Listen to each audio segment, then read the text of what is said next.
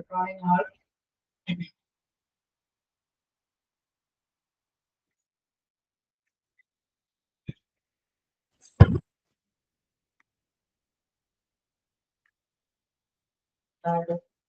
കേറി വരുന്നുള്ളൂ.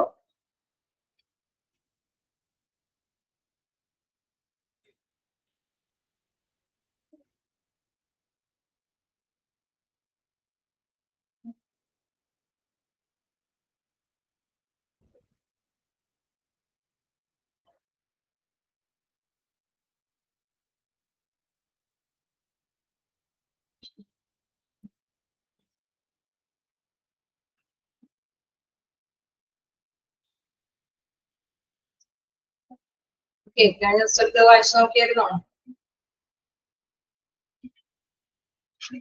എന്തെങ്കിലും ഡൗട്ടുകള് നമ്മളെ കഴിഞ്ഞ ദിവസം ഡിസ്കസ് ചെയ്യാവുന്ന ഭാഗം തുടങ്ങി വേറെ എന്തെങ്കിലും ഡൗട്ടുകള്?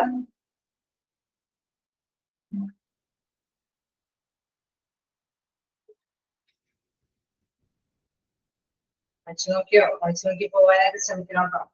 ഓക്കെ, അപ്പൊ കഴിഞ്ഞ ദിവസം നമ്മള് എന്താണ് ഇന്റർ യൂണിയൻ റെഗുലറിയും ഇൻട്രാ യൂണിയൻ റെഗുലറിയും കുറിച്ച് നമുക്ക് ഡിസ്കസ് ചെയ്യാവുന്നതാണ് ലാസ്റ്റ് പറഞ്ഞു നിർത്തിയത്. ഓക്കെ, അവിടെ നോക്കാം. എന്താണ് നമുക്കറിയാം, ഒരു ട്രേഡ് യൂണിയൻ ആവുമ്പോൾ സ്റ്റാർട്ട് ചെയ്ത് പോവാലോ. സോ നമുക്കറിയാം ട്രേഡ് യൂണിയൻ എന്ന് പറയുമ്പോൾ ഓർഗനൈസേഷനിലെ എംപ്ലോയിക്ക് അല്ലെ, അവിടെ തീർച്ചയായിട്ടും അവർക്ക് വേണ്ടിയിട്ടാണ് കൂടുതലായിട്ട് യൂണിയൻ മെമ്പേഴ്സ് നിലകൊള്ളുന്നത്. അതായത് എംപ്ലോയർ ഇൻഡസ്ട്രികളൊക്കെ നേടിയെടുക്കുക, അവരുടെ റൈറ്റ്സുകളൊക്കെ നേടിയെടുക്കാനായിട്ടാണ് നിലകൊള്ളുന്നത്. എങ്കിൽ കൂടിയും നമുക്കറിയാം ചില കമ്പനികളൊക്കെ ആവുമ്പോൾ അവിടെ എന്താണ് ഈ ട്രേഡ് യൂണിയനുകൾ തന്നെ വ്യത്യസ്ത ട്രേഡ് യൂണിയനുകൾ ഫോം ചെയ്തു. നമ്മൾ അതിൽ ഡിസ്കസ് ചെയ്തപ്പോൾ ഒരുപാട് ട്രേഡ് യൂണിയനുകളെ കുറിച്ചിട്ട് നമ്മൾ ജസ്റ്റ് ഒന്ന് പറഞ്ഞു പോയി. അതായത് വ്യത്യസ്ത തരത്തിലുള്ള ട്രേഡ് യൂണിയൻ, പൊളിറ്റിക്കൽ സപ്പോർട്ട് ആയിട്ടുള്ള ട്രേഡ് യൂണിയനുകൾ എന്നുള്ളത് ജസ്റ്റ് പറഞ്ഞു. അപ്പൊ അങ്ങനെ വരുമ്പോഴെന്താണ് പ്രധാനമായിട്ട് വ്യത്യസ്ത യൂണിയനുകളൊക്കെ ആവുമ്പോൾ തീർച്ചയായിട്ടും മത്സരാധിഷ്ഠിതമായിട്ടുള്ള രീതിയിലായിരിക്കും മുന്നേറുന്നത് അല്ലെ. അപ്പൊ ഇന്റർ യൂണിയൻ റെഗുലർലി പ്രധാനമായിട്ട് പറയുന്നത് എന്താണ്, two groups of the same union regular is called inter union അല്ലെ.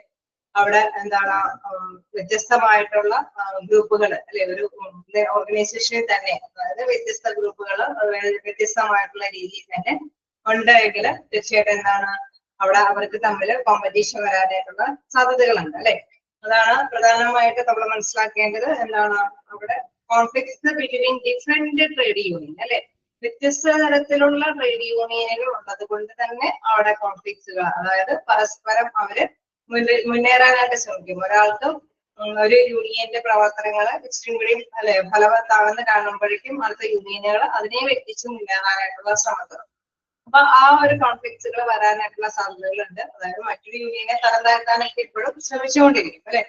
അപ്പൊ അതുകൊണ്ട് തന്നെ അവിടെ കോൺഫ്ലിക്ട്സുകൾ വരാനായിട്ടുള്ള സാധ്യതകളുണ്ട് എന്നുള്ളതാണ് പ്രധാനമായിട്ടും പറയുന്നത്. നമ്മൾ പറഞ്ഞു survival of the fittest lead to inter union conflicts and routine playing games അല്ലെ. അവിടെ പ്രത്യേകമായിട്ട് പറയുന്ന ഡിവൈഡ് ആൻഡ് റൂൾ പോളിസി അല്ലെ. അവിടെ എന്താണ് ഓരോ റൂൾസ് ആൻഡ് റെഗുലേഷൻസിനെ തന്നെ വിഭജിക്കാത്തക്ക വിധത്തിലുള്ള യൂണിയന്റെ പ്രവർത്തനങ്ങൾ അവിടെ ഉണ്ടാവാനായിട്ടുള്ള സാധ്യതകളുണ്ട് അല്ലെ. അപ്പൊ ചില പാർട്ടീസിന് അനുകൂലമായിട്ടുള്ള നിലപാടുകളൊക്കെ സ്വീകരിക്കുമ്പോൾ മറ്റു പാർട്ടീസിന് അനുകൂലമല്ലാത്ത നിലപാടുകളൊക്കെ സ്വീകരിക്കുകയാണെങ്കിൽ തീർച്ചയായിട്ടും അവിടെ കോൺഫ്ലിക്ട്സുകളൊക്കെ കൂടുതൽ കടന്നു വരാനായിട്ടുള്ള സാധ്യതയുണ്ട്. ഇനി ഇൻട്രാ യൂണിയൻ എന്ന് പറയുമ്പോൾ ഒരു യൂണിയന്റെ ഉള്ളിൽ തന്നെ ഒന്ന് രണ്ട് അല്ലെ, നമ്മള് ചിലര് എന്താണ് യൂണിയനിലെ നേതാക്കളെ തന്നെ അവര് പറയുന്നത് ചിലപ്പോൾ ആക്സെപ്റ്റ് ചെയ്യാത്തതുണ്ടാവും. അവര് വേറെ അല്ലെ ആ യൂണിയന്റെ ഉള്ളിൽ തന്നെ ഇരുകൂട്ടരുണ്ടാവാം. ചിലത് യൂണിയൻ നേതാക്കളോട് സപ്പോർട്ട് ചെയ്യുന്നുണ്ടാവും, ചിലര് എന്താണ് യൂണിയൻ നേതാക്കളോട് സപ്പോർട്ട് ഇല്ലാതെ തന്നെ യൂണിയനിൽ തുടരുന്നവരുണ്ടാവും. അപ്പൊ അങ്ങനെ വരുമ്പോഴും നമുക്കറിയാം പ്രശ്നങ്ങളുണ്ട് അല്ലെ. അപ്പൊ അത് യൂണിയന്റെ ഉള്ളിൽ തന്നെയാണ് രണ്ട് ഗ്രൂപ്പുകളായിട്ട് ഫോം ചെയ്യുന്നത്. സോ അതുകൊണ്ട് തന്നെ എന്താണ് അവിടുത്തെ കോൺഫ്ലിക്ട്സുകൾ പരിഹരിക്കുക എന്ന് പറയുന്നത് ഇച്ചിരി കൂടി ദുഷ്കരമാണ്. യൂണിയന് എന്താണ് ഒറ്റക്കെട്ടായിട്ട് പ്രവർത്തിക്കാനായിട്ട് സാധിക്കുന്നതുമില്ല.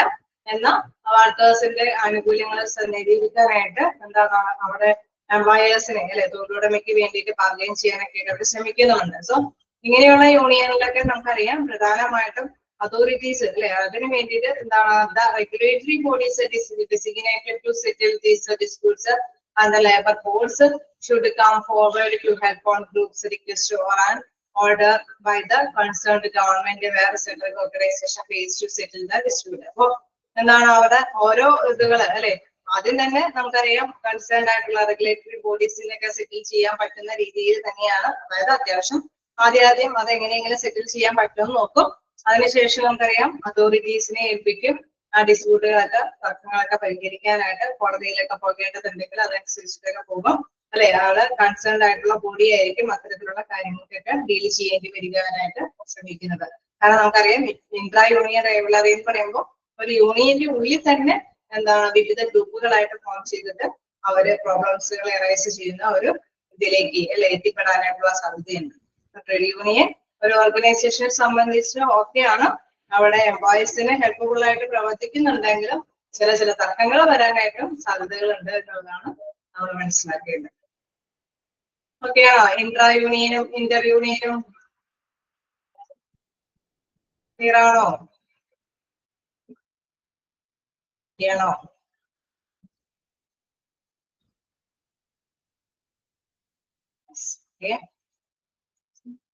നമ്മള് അല്ലെ 4th പോയിന്റ്സ് ഒക്കെ നമ്മൾ ഡിസ്കസ് ചെയ്തില്ലേ?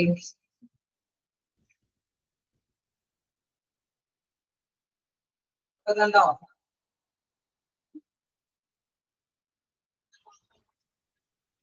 ഇവിടെ വരെയാ എടുത്ത് നിർത്തിയത് ഓർമ്മയുണ്ടോ?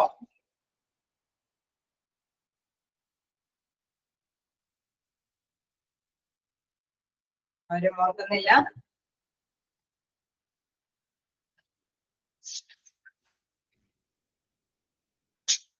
കളക്റ്റീവ് ബാർഗെയിനിങ് ഒന്ന് സ്റ്റാർട്ട് ചെയ്യാനായിട്ടുള്ള ഒരു ഇതിലാണ് എത്തി നിന്നത് അല്ലെ.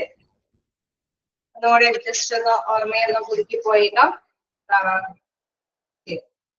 എല്ലാം വായിച്ചു പോകാനായിട്ട് ശ്രമിക്കാട്ടോ പരമാവധി, അല്ലെങ്കിൽ എല്ലാം കൂടി എന്താ പറയാ ഒന്നിച്ച് വരുമ്പോഴേ നമുക്കൊരു ബുദ്ധിമുട്ടായിരിക്കും അത് ക്യാച്ച് ചെയ്ത് കിട്ടാനായിട്ട്. പ്രത്യേകിച്ച് കെട്ടുകളൊക്കെ ഹെഡിങ്ങുകളൊക്കെ മനസ്സിലാക്കി പോകാനായിട്ട് ശ്രമിക്കും. നമ്മള് നെക്സ്റ്റ് നോക്കാനുള്ളത് small size of union membership. നമ്മൾ ജസ്റ്റ് പറഞ്ഞു പോയതാണ്, എങ്കിലൂടെ നോക്കാം. എന്താണ് അതിൽ പ്രധാനമായിട്ട് പറയുന്നത്? ഫിനാൻഷ്യൽ ഹെൽത്ത് അല്ലെ. The strength and financial health of a trade union comes from its size, number of members അല്ലെ. മെമ്പേഴ്സിന്റെ എണ്ണം കൂടുന്ന അനുസരിച്ചിട്ടാണ് അതിന്റെ സ്ട്രെങ്ത് കൂടുന്നത്. It is also determined the nature and scope of activity likely to be performed by it and the success it will achieve in safeguarding the interest of employees. Okay, നമുക്കറിയാം ആ ഒരു എംപ്ലോയീസിന്റെ അല്ലെ അവിടെ തീർച്ചയായിട്ടും അവരുടെ ഇൻട്രസ്റ്റിനാണ് കൂടുതലായിട്ട് പ്രാധാന്യം കൊടുത്തുകൊണ്ട് അതിന്റെ പ്രവർത്തനങ്ങളൊക്കെ നടപ്പാക്കി പോകുന്നത്. Due to the interdependency of size and operations, bigger the size of a trade union, better functioning it does. അല്ലെ അവിടെ തീർച്ചയായിട്ടും നമുക്കറിയാം പരസ്പരമായിട്ട് അല്ലെ എന്താണെങ്കിലും തീർച്ചയായിട്ടും പരസ്പരം മെമ്പർഷിപ്പ് ഒക്കെ ഉള്ളപ്പോൾ നമുക്കറിയാം അവിടെ ഒന്നിച്ച് നിന്ന് ഒറ്റക്കെട്ടായിട്ട് തന്നെ നടക്കേണ്ടതാണ് അല്ലെ. പരസ്പരാശ്രയത്തോടു കൂടിയിട്ട് തന്നെ ആ സൈസിനനുസരിച്ചിട്ട് നമുക്കറിയാം ആ ട്രേഡ് യൂണിയന്റേതായിട്ടുള്ള പ്രവർത്തനങ്ങളും അതിനനുസരിച്ചിട്ട് മുന്നേറാനായിട്ട് സാധിക്കും. ബെറ്റർ ഫംഗ്ഷൻ അവർക്ക് കാഴ്ചവെക്കാനായിട്ട് സാധിക്കും. India has witnessed a decrease in the size of a trade union in recent years due to which the issues of a small size have been faced by trade unions. പക്ഷെ ഇപ്പോ നിലവിലെ ഇന്ത്യയില് small size ആയിട്ട് trade union നമുക്കറിയാം പലതരത്തിലുള്ള യൂണിയനുകൾ വരുന്നത് കൊണ്ട് തന്നെ അല്ലെ അതിന്റെ ആ ഒരു മെമ്പർഷിപ്പ് സാധ്യതകളും കുറയുന്നു. കാരണം ഓരോ യൂണിയനെ അനുസരിച്ചിട്ട് തന്നെ അതിലെ മെമ്പർഷിപ്പുകളൊക്കെ വരാനായിട്ടുള്ള സാധ്യതകളുണ്ട്. സോ സൈസ് അല്ലെ നമുക്കറിയാം സൈസ് കൂടുന്നതനുസരിച്ചിട്ട് ആക്ടിവിറ്റിക്ക് നല്ല രീതിയിൽ തന്നെ പെർഫോം ചെയ്യാനായിട്ടുള്ള സാധ്യതകൾ ഉണ്ട് എന്നുള്ളതാണ് പ്രധാനമായിട്ട് പറയുന്നത്. സ്മോൾ സൈസ് ആകുമ്പോൾ നമുക്കറിയാം അതിന്റെ ആക്ടിവിറ്റി അത്രത്തോളം ഫലവത്തായിട്ട് കൊണ്ടുപോകാനായിട്ട് സാധിക്കുന്നില്ല. അതും ഇത് ട്രേഡ് യൂണിയന്റെ പോരായ്മയാണ്. ചില ഓർഗനൈസേഷനിലാകുമ്പോൾ 1-2 യൂണിയനുകളൊക്കെ വരുമ്പോൾ വലിയ ആക്ടിവിറ്റീസ് ഒന്നും അതുകൊണ്ട് ഉണ്ടാവാനായിട്ടുള്ള സാധ്യതകളില്ല. Mean poor financial position. For the effective functioning of the trade union, it is desirable that they must have good financial status. അറിയാം എന്താണ് അത്യാവശ്യം ഫിനാൻഷ്യൽ സ്റ്റാറ്റസ് ഉണ്ടെങ്കിൽ നന്നായിട്ട് വർക്ക് ചെയ്യാനായിട്ട് അല്ലെ നല്ല പ്രവർത്തനങ്ങൾ കാഴ്ചവെക്കാനായിട്ട് അവർക്ക് സാധിക്കും. In order to fulfill various commitments, achieve their goals and conduct a variety of programs, a lot of funds are required. തീർച്ചയായിട്ടും നമുക്ക് വല്ല ട്രെയിനിങ് കാര്യങ്ങൾ അറേഞ്ച് ചെയ്യാനോ എന്തെങ്കിലും മീറ്റിംഗ് സംഘടിപ്പിക്കാനോ അങ്ങനെ നല്ല കാര്യങ്ങളൊക്കെ അറേഞ്ച് ചെയ്യുമ്പോൾ തീർച്ചയായിട്ടും എംപ്ലോയീസിന് വേണ്ടിയിട്ട് ബെനിഫിഷ്യൽ ആയിട്ടുള്ള കാര്യങ്ങളൊക്കെ അറേഞ്ച് ചെയ്യുമ്പോൾ തീർച്ചയായിട്ടും ഫണ്ട് ആവശ്യമാണ്. For this the financial position of the union must be strong. തീർച്ചയായിട്ടും നമുക്ക് ഫണ്ട് ഉണ്ടെങ്കിലാണ് ഇത്തരം കാര്യങ്ങൾ ചെയ്യാൻ പറ്റുള്ളൂ അല്ലെ. അപ്പൊ അവരുടെ fund ശക്തിപ്പെടുത്തേണ്ടത് ആവശ്യകതയുണ്ട്. However, it is not noted that the financial positions of most of the trade unions has generally been bad over the last few years. നമുക്കറിയാം കുറച്ച് നാളായിട്ട് അല്ലെ ചെറിയ ചെറിയ യൂണിയൻ ആണെങ്കിൽ അതിന്റെ ഫണ്ട് സമാഹരണം എന്ന് പറയുന്നത് വളരെ ബുദ്ധിമുട്ടാണ് അല്ലെ. സാധാരണയായിട്ട് നമുക്കറിയാം അവിടെ കൂടുതൽ ഫണ്ട് ഉണ്ടാവണമെങ്കിൽ മെമ്പേഴ്സ് അല്ലെ കൂടുതൽ ആക്റ്റീവായിട്ട് പ്രവർത്തിക്കേണ്ടതുണ്ട്. സോ അതുകൊണ്ട് തന്നെ ഫണ്ട് ഈ ടൈമുകളിലൊക്കെ ലാസ്റ്റ് കുറെ നാളുകളായിട്ട് കുറവാണെന്നുള്ളതാണ്. It is generally believed that trade unions can work more effectively only with the support of their organization and put more attention on improving their financial health. നമുക്കറിയാം അവിടെ നല്ല ഓർഗനൈസേഷന്റെ നല്ല അറ്റൻഷൻ അല്ലെ അവിടെ ഉണ്ടാവണമെങ്കിൽ തീർച്ചയായിട്ടും അവിടെ എഫക്റ്റീവ് അല്ലെ ഫിനാൻഷ്യൽ ഹെൽത്ത് അവർക്ക് അത്യാവശ്യം ആവശ്യമായിട്ടുണ്ട്. തീർച്ചയായിട്ടും പറയുന്നുണ്ട് membership subscription is the main source. എനിക്ക് തോന്നുന്നു ഞാൻ കഴിഞ്ഞ ക്ലാസ്സിൽ ഇതൊക്കെ ഡിസ്കസ് ചെയ്തതാണ്. മോക്ക് ടെസ്റ്റിൽ വരെ ഉൾപ്പെടുത്തി പോയിട്ടുണ്ടെന്ന് തന്നെയാണ്. നിങ്ങൾ റെസ്പോണ്ട് ചെയ്യാത്തത് കൊണ്ടാണ് നമുക്ക് വീണ്ടും ഇത് എടുക്കേണ്ടി വരുന്നത്. ഓക്കെ, അപ്പൊ ജസ്റ്റ് ഒന്ന് പറഞ്ഞു പോവാം. അപ്പൊ അതില് പ്രധാനമായിട്ടും പറയുന്നുണ്ട് എന്താണ് അല്ലെ ഏറ്റവും കൂടുതൽ സബ്സ്ക്രിപ്ഷൻ എന്ന് പറയുന്നത് അല്ലെ മെമ്പേഴ്സിന്റെ സബ്സ്ക്രിപ്ഷൻ ആണ് മെയിൻ സോഴ്സ് ഓഫ് ഇൻകം എന്ന് പറയുന്നത് അല്ലെ. മറ്റു തരത്തിലുള്ള ഫണ്ട്സുകളും ഉണ്ട്, അതായത് other funds, donation, sale of magazines or hand outs etcetera അല്ലെ. ഇതെല്ലാം തന്നെ അല്ലെ അവിടെ ഫണ്ട് സമാഹരിക്കാനായിട്ടുള്ള സാധ്യതകളാണ്. മാഗസീൻ പ്രദേശത്ത് കൂടുതൽ ഡീറ്റെയിൽ ആയിട്ട് പറയുന്നില്ല, ജസ്റ്റ് ഒന്ന് പറഞ്ഞു പോകുന്നുള്ളൂ. Compensating officer builders and office staff expense include in annual convention and meeting, rent, printing, post, stationery etcetera are few of the expenditure of these trade union. ഇപ്പൊ trade യൂണിയന് വരാവുന്ന എക്സ്പെൻസിനെ കുറിച്ചിട്ടും ഇവിടെ പറയുന്നുണ്ട്. ട്രേഡ് യൂണിയന് വരാവുന്ന ഇൻകംസ്, വരുമാന മാർഗങ്ങളെ കുറിച്ചിട്ടും പറയുന്നുണ്ട്. മോസ്റ്റ് ഓഫ് ദി ഇൻകം അല്ലെ അവിടെ നേടിയിരിക്കുന്നത് എന്താണ്, അവിടെ മെമ്പേഴ്സിന്റെ സബ്സ്ക്രിപ്ഷനിൽ നിന്നാണ് മോസ്റ്റ് ഓഫ് ദി ഇൻകം അവര് നേടിയിരിക്കുന്നത്. സോ മെമ്പേഴ്സ് കൂടുതലുള്ള ട്രേഡ് യൂണിയൻ ആണ് എങ്കിൽ അവിടെ ഫിനാൻഷ്യലി സൗണ്ടും കൂടുതലായിരിക്കും, അവരുടെ പ്രവർത്തനങ്ങൾ നല്ല ആക്റ്റീവായിട്ട് മുന്നോട്ട് പോകും. ഇതാണ് ഈ പോയിന്റിലും എടുത്തു പറയുന്നത്.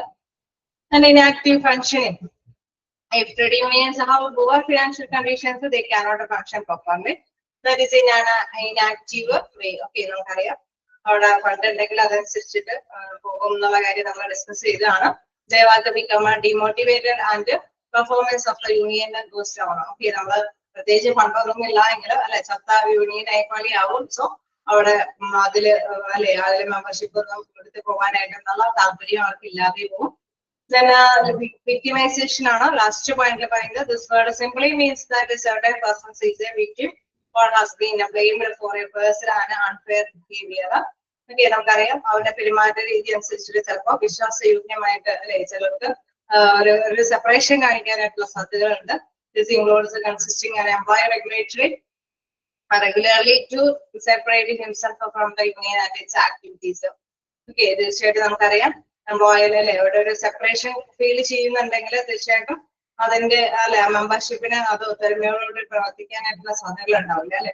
Discrimination only because he is a member of a trade union severely punishing and employees. In case നമുക്കറിയാം ഒരു ഓർഗനൈസേഷനിൽ ചിലപ്പോൾ ട്രേഡ് യൂണിയനിലൊക്കെ മെമ്പേഴ്സ് ഉള്ളവരാണെങ്കിൽ ഇന്ന ട്രേഡ് യൂണിയനിലെ മെമ്പർ ആണല്ലേ, ആ ഒരു രീതിയിലായിരിക്കും അവരോട് അല്ലെ ബന്ധപ്പെടുന്നത്. സോ ആ ഒരു വേർതിരിവ് ഫീൽ ചെയ്യാനായിട്ടുള്ള സാധ്യതകളുണ്ട്. അപ്പൊ അതുകൊണ്ട് തന്നെ നമ്മൾ മനസ്സിലാക്കേണ്ടത് ട്രേഡ് യൂണിയനിന് ഗുണങ്ങളുണ്ട് എങ്കിലും അതിനനുസരിച്ചിട്ടുള്ള കുറച്ച് പോരായ്മകളുണ്ട് അല്ലെ. വിക്ടിമൈസേഷൻ ഒക്കെ നമുക്കറിയാം ആ തൊഴിൽ ചെയ്യുന്നതിൽ ഒരു സാറ്റിസ്ഫാക്ഷനോട് കൂടിയിട്ട് ആ വർക്കേഴ്സിന് തൊഴിൽ ചെയ്യാൻ സാധിക്കില്ല. കാരണം അവരൊരു വേർതിരിവോട് കൂടിയിട്ട് ഒരു പ്രത്യേക കാഴ്ചപ്പാടോട് കൂടിയിട്ടാണ് അവര് എന്താണ് അവരോടൊപ്പം പ്രവർത്തിക്കുന്നത്. സോ അവർക്ക് ഒരു സാറ്റിസ്ഫൈഡ് ആയിട്ടുള്ള അന്തരീക്ഷം അവർക്ക് നേടിയെടുക്കാനായിട്ട് സാധിക്കാതെ വരും. സോ അത്തരത്തില് ട്രേഡ് യൂണിയന് അതിൻ്റെതായിട്ടുള്ള പോരായ്മകളും ഉണ്ട് എന്ന് മനസ്സിലാക്കുക. Victimisation, inactive functioning, financial position, small size union ആവുമ്പോൾ അതിന്റെ ഫംഗ്ഷൻ പ്രവർത്തനങ്ങളൊക്കെ റിഡ്യൂസ് ചെയ്യുന്നു. ഇന്റർ യൂണിയൻ നമുക്കറിയാം അവിടെ പൊരുത്തക്കേടുകളും കോൺഫ്ലിക്ട്സുകളൊക്കെ ഉണ്ടാവാനായിട്ടുള്ള സാധ്യതകളുണ്ട്. Multiple unions, political leadership of outside nature. Okay, അപ്പൊ നമ്മള് പ്രോബ്ലംസ് ആണ് നമ്മൾ ഡിസ്കസ് ചെയ്തത്. നമുക്ക് നെക്സ്റ്റ് ടോപ്പിക് എന്ന് പറയുന്നത് meaning and definition of collective bargaining. Collective bargaining ആണ് ജസ്റ്റ് സ്റ്റാർട്ട് ചെയ്ത് വെച്ചത്. നോക്കാം, അതില് പ്രധാനമായിട്ടും നമ്മൾ മനസ്സിലാക്കേണ്ടത് ട്രേഡ് യൂണിയനുകൾ അവര് എങ്ങനെയാണ് എംപ്ലോയീസിന് ആനുകൂല്യങ്ങൾ അല്ലെങ്കിൽ അവരുടെ റൈറ്റ്സ് ഒക്കെ നേടിക്കൊടുക്കുന്നത്. അവര് ജസ്റ്റ് ഒന്ന് എംപ്ലോയർ എന്ന് പറയുമ്പോൾ തന്നെ അവർക്ക് എന്തെങ്കിലും നേടിക്കൊടുക്കാനായിട്ട് തയ്യാറാവോ? തൊഴിലാളികളുടെ അല്ലെങ്കിൽ യൂണിയന്റെ ലീഡേഴ്സ് വന്നുകൊണ്ട് തൊഴിലുടമയോട് അവർക്ക് വേണ്ടിയിട്ട് സാലറി കൂട്ടി കൊടുക്കണം, വർക്കിംഗ് കണ്ടീഷൻസ് അറേഞ്ച് ചെയ്ത് കൊടുക്കണം, അല്ലെ? അങ്ങനെ എന്തെങ്കിലുമൊക്കെ ജസ്റ്റ് ഒന്ന് പറഞ്ഞാൽ തന്നെ അവര് അങ്ങനെ ഉടനെ തന്നെ കേട്ട് അവർക്ക് അല്ലെ അനുകൂലമായിട്ടുള്ള തീരുമാനങ്ങൾ എടുക്കുമോ? എടുക്കാൻ സാധ്യതയുണ്ടാവും? ഇല്ല അല്ലെ? അപ്പൊ തീർച്ചയായിട്ടും നമുക്കറിയാം എന്താണ് അങ്ങനെ ഒരു സാധ്യത അവിടെ ഉണ്ടാവില്ല അല്ലെ? അപ്പൊ തീർച്ചയായിട്ടും നമ്മൾ വിലപേശി നമ്മൾ മേടിക്കണം അല്ലെ? എന്തെങ്കിലുമൊക്കെ തീരുമാനങ്ങൾ അങ്ങനെ എടുക്കുന്നുണ്ടെങ്കിൽ അത് നമ്മൾ വിലപേശി തന്നെ നേടിയെടുക്കേണ്ടതാണ്. നിങ്ങൾക്കിവിടെ സ്ക്രീനിൽ ഇത് പ്രസന്റ് അല്ലേ?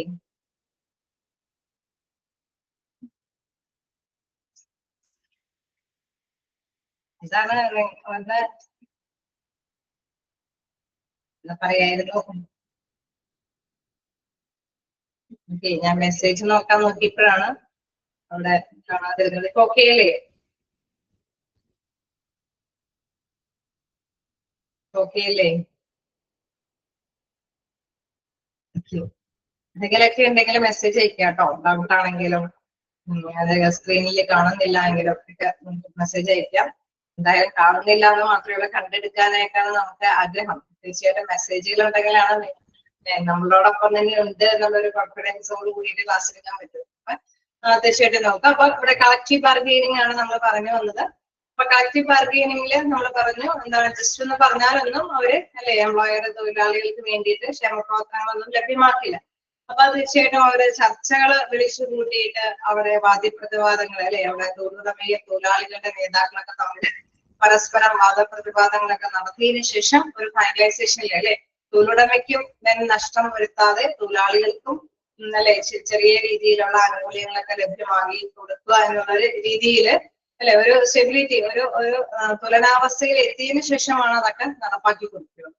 സോ അതുകൊണ്ട് തന്നെ ഇത്തരം കാര്യങ്ങളൊക്കെ അറേഞ്ച് ചെയ്യുന്നതിനെയാണ് നമ്മൾ കളക്റ്റീവ് ബാർഗൈനിങ് എന്ന് പറയുന്നത്. ഇങ്ങനെ വിലപേശി നമ്മൾ എന്തെങ്കിലും കാര്യങ്ങൾ സാധിക്കുന്നതിനെയാണ് കളക്റ്റീവ് ബാർഗൈനിങ് എന്ന് പറയുന്നത്. ഇനി നമുക്ക് അതിന്റെ ഇതിലേക്ക് നോക്കാം. എന്താണ് the concept of collective bargaining was first originated by Sydney and Dietrich Webb in Britain and also by Thomas in the USA. Okay, അവിടെ മനസ്സിലാക്കി പോവേണ്ടത് ആരാണ് ഇത് ഒറിജിനേറ്റഡ് ചെയ്തത് എന്നുള്ളത് ചോദ്യം കാണാറുണ്ട്. അപ്പൊ നിങ്ങൾ മസ്റ്റായിട്ട് ഒന്ന് നോട്ട് ചെയ്ത് പോവുക. ഫസ്റ്റ് ഒറിജിനേറ്റ് ചെയ്തത് എവിടെയാണ്? Sydney and Dietrich club in Britain അല്ലെ? അവിടെയാണ് അവിടെ എന്താണ് ഈ ഒരു കളക്റ്റീവ് ബാർഗൈനിങ് എന്നുള്ള ഒരു കൺസെപ്റ്റ് ആശയം ഉടലെടുക്കുന്നത്. എന്താണ് അവിടെ പറയുന്നത്? Collective bargaining can be split into two words, that is collective and bargaining. Okay, collective bargaining രണ്ട് വേർഡായിട്ട് സ്പ്ലിറ്റ് ചെയ്യുന്നു. ഒന്ന് collective and next one bargaining. It is a collective process because the issues associated with the employment terms and conditions are resolved by the representatives of employees and management together. Okay, തീർച്ചയായിട്ടും നമുക്കറിയാം collective എന്ന് പറയാനായിട്ടുള്ള കാരണം എന്ന് വെച്ച് കഴിഞ്ഞാൽ എംപ്ലോയീസിന്റെ employment terms and conditions അല്ലെ അതിന്റെ പ്രോബ്ലംസുകൾ എല്ലാം തന്നെ അതെന്താണ് റിസോൾവ് ചെയ്യുക അല്ലെ? അവരുടെ കണ്ടീഷൻസ് അവർക്ക് എന്തെങ്കിലും പ്രോബ്ലം ഉണ്ടെങ്കിൽ അത് പരിഹരിച്ചു കൊടുക്കുക. അത് പരിഹരിച്ചു കൊടുക്കുന്നത് എങ്ങനെയാണ്? By the representatives of employees and management. നമുക്കറിയാം യൂണിയൻ നേതാക്കൾ ആരെങ്കിലൊക്കെ ഉണ്ടെങ്കിൽ അവര് അല്ലെ ആ റെപ്രസെന്റേറ്റീവ്സും മാനേജ്മെന്റും ഒന്നിച്ച് നിന്നുകൊണ്ടാണ് ഇതിനൊക്കെ പരിഹാരങ്ങളൊക്കെ കണ്ടെത്തുന്നത്. സോ അതുകൊണ്ടാണ് ഇതിനെ കളക്റ്റീവ് പ്രോസസ് എന്ന് വിശേഷിപ്പിക്കുന്നത്. Then it is a bargaining process because a method like negotiation, discussion, exchange of facts and ideas are used to solve an issues. Okay, ഇതിനെ ബാർഗൈനിങ് പ്രോസസ് എന്ന് വിശേഷിപ്പിക്കാൻ കാരണം നമ്മൾ ഇത്തരത്തിലുള്ള കാര്യങ്ങൾ അല്ലെ നമ്മളിങ്ങനെ റെപ്രസെന്റേറ്റീവ്സും എംപ്ലോയറുടെ റെപ്രസെന്റേറ്റീവ് ആയിട്ടുള്ള മാനേജ്മെന്റും ഒത്തൊരുമിച്ച് ഇങ്ങനെ കാര്യങ്ങളൊക്കെ ഡിസ്കസ് ചെയ്യുന്നത് ഏത് രീതിയിൽ കൂടെ ആയിരിക്കും? ചർച്ചകളിൽ കൂടെയോ എന്തെങ്കിലും ഡിസ്കഷനിൽ കൂടെയോ അല്ലെങ്കിൽ യാഥാർത്ഥ്യങ്ങളൊക്കെ എന്തെങ്കിലും പാസ് ഔട്ട് ചെയ്തിട്ടൊക്കെ ആയിരിക്കും ഈ ഒരു ഐഡിയകളൊക്കെ പാസ് ചെയ്തതിനു ശേഷമാണ് അതിനൊരു പരിഹാരങ്ങൾ കണ്ടെത്തുന്നത്. In collective bargaining, both the parties cooperate to find a solution to the problem as a group rather than as individuals. Okay, തീർച്ചയായിട്ടും നമുക്കറിയാം രണ്ട് പാർട്ടീസും ഉണ്ട് അല്ലെ? അവിടെ എംപ്ലോയിയുടെ ഒരു പക്ഷവും ഉണ്ട്, എംപ്ലോയറുടെ ഒരു പക്ഷവും ഉണ്ട് അല്ലെ? എംപ്ലോയറുടെ പക്ഷം യൂണിയൻ ആണ് എങ്കിൽ എംപ്ലോയറുടെ പക്ഷം ആരായിരിക്കും? എംപ്ലോയറുടെ പക്ഷം യൂണിയൻ നേതാക്കളൊക്കെയാണ് എങ്കിൽ എംപ്ലോയറുടെ പക്ഷത്ത് ആരായിരിക്കും അവിടെ ബാർഗെയിൻ ചെയ്യാനായിട്ട് വരുന്നത്? മാനേജ്മെന്റ്. അപ്പൊ മാനേജ്മെന്റ് അല്ലെ, ഇവര് രണ്ടു കൂട്ടരും കൂടി ഒത്തൊരുമിച്ചിട്ടാണ് സൊല്യൂഷൻസ് കണ്ടെത്തുന്നത് അല്ലെ. അപ്പൊ ഗ്രൂപ്പായിട്ട് നിന്നിട്ടാണ് ഗ്രൂപ്പായിട്ട് അവർക്ക് വേണ്ടിയിട്ടാണ് അവരുടേതായിട്ടുള്ള ബാർഗൈനിങ് നടത്തുന്നത്. അതായത് ഓരോ ഗ്രൂപ്പിന് വേണ്ടിയിട്ട് എംപ്ലോയിയുടെ ഗ്രൂപ്പിന് വേണ്ടിയിട്ടാണ് ബാർഗൈൻ ചെയ്യുന്നത്. There is no direct conformation between the groups. Okay, നമുക്കറിയാം അവിടെ നേരിട്ട് അവരെ അല്ലെ ബന്ധപ്പെടുകയല്ല, അവിടെ തീർച്ചയായിട്ടും ചർച്ചകളിൽ കൂടിയാണ് അവിടെ കാര്യങ്ങളെല്ലാം ചർച്ച ചെയ്തിട്ടാണ് പരിഹാരത്തിലേക്ക് എത്തുന്നത് അല്ലെ. അപ്പൊ തീർച്ചയായിട്ടും ഈ ചില സമയങ്ങളിലൊക്കെ നമുക്ക് കേൾക്കാം ചർച്ചകൾ സംഘടിപ്പിച്ചിട്ട് പിരിഞ്ഞു പോയി വരും.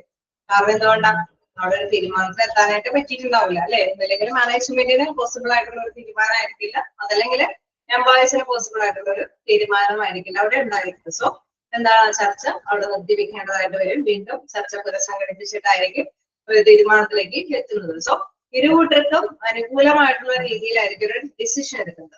അപ്പൊ തീർച്ചയായിട്ടും ബാർഗൈനിങ് എന്ന് പറയുമ്പോൾ, കളക്റ്റീവ് ബാർഗൈനിങ് എന്ന് പറയുമ്പോൾ ഒരു കൂട്ടരുടെയൊക്കെ ആവശ്യങ്ങളാണ് അവിടെ പരിഹരിക്കപ്പെടുന്നത്. അത് റെപ്രസെന്റേറ്റീവ്സും അല്ലെ ഇരു കൂട്ടരുടെയും റെപ്രസെന്റേറ്റീവ്സ് തമ്മിലാണ് ബാർഗൈൻ ചെയ്യുന്നത്.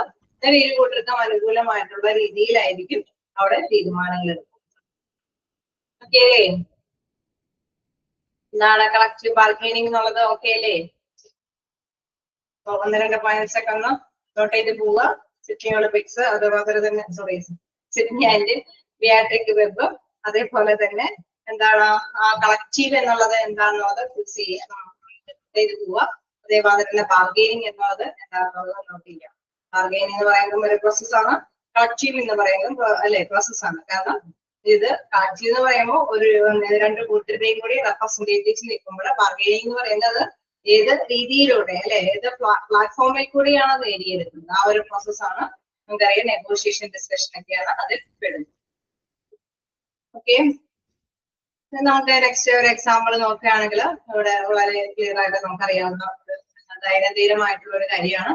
In our daily lives, by purchasing vegetables or fruits from the market, everyone engaged in negotiations and bargaining with the vendor to fix the best price deal.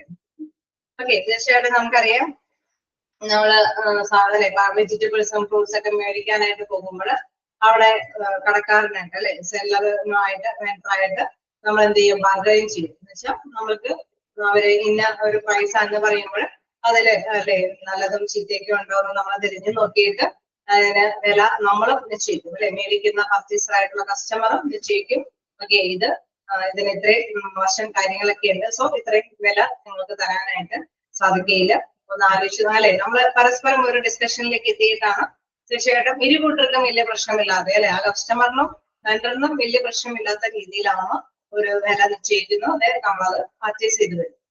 So അതാണ് അവിടെ കൃത്യമായിട്ട് പറയുന്നത്. Similarly, various types of negotiations are found in the work environment related to problems of employees, which can be termed as a collective bargaining.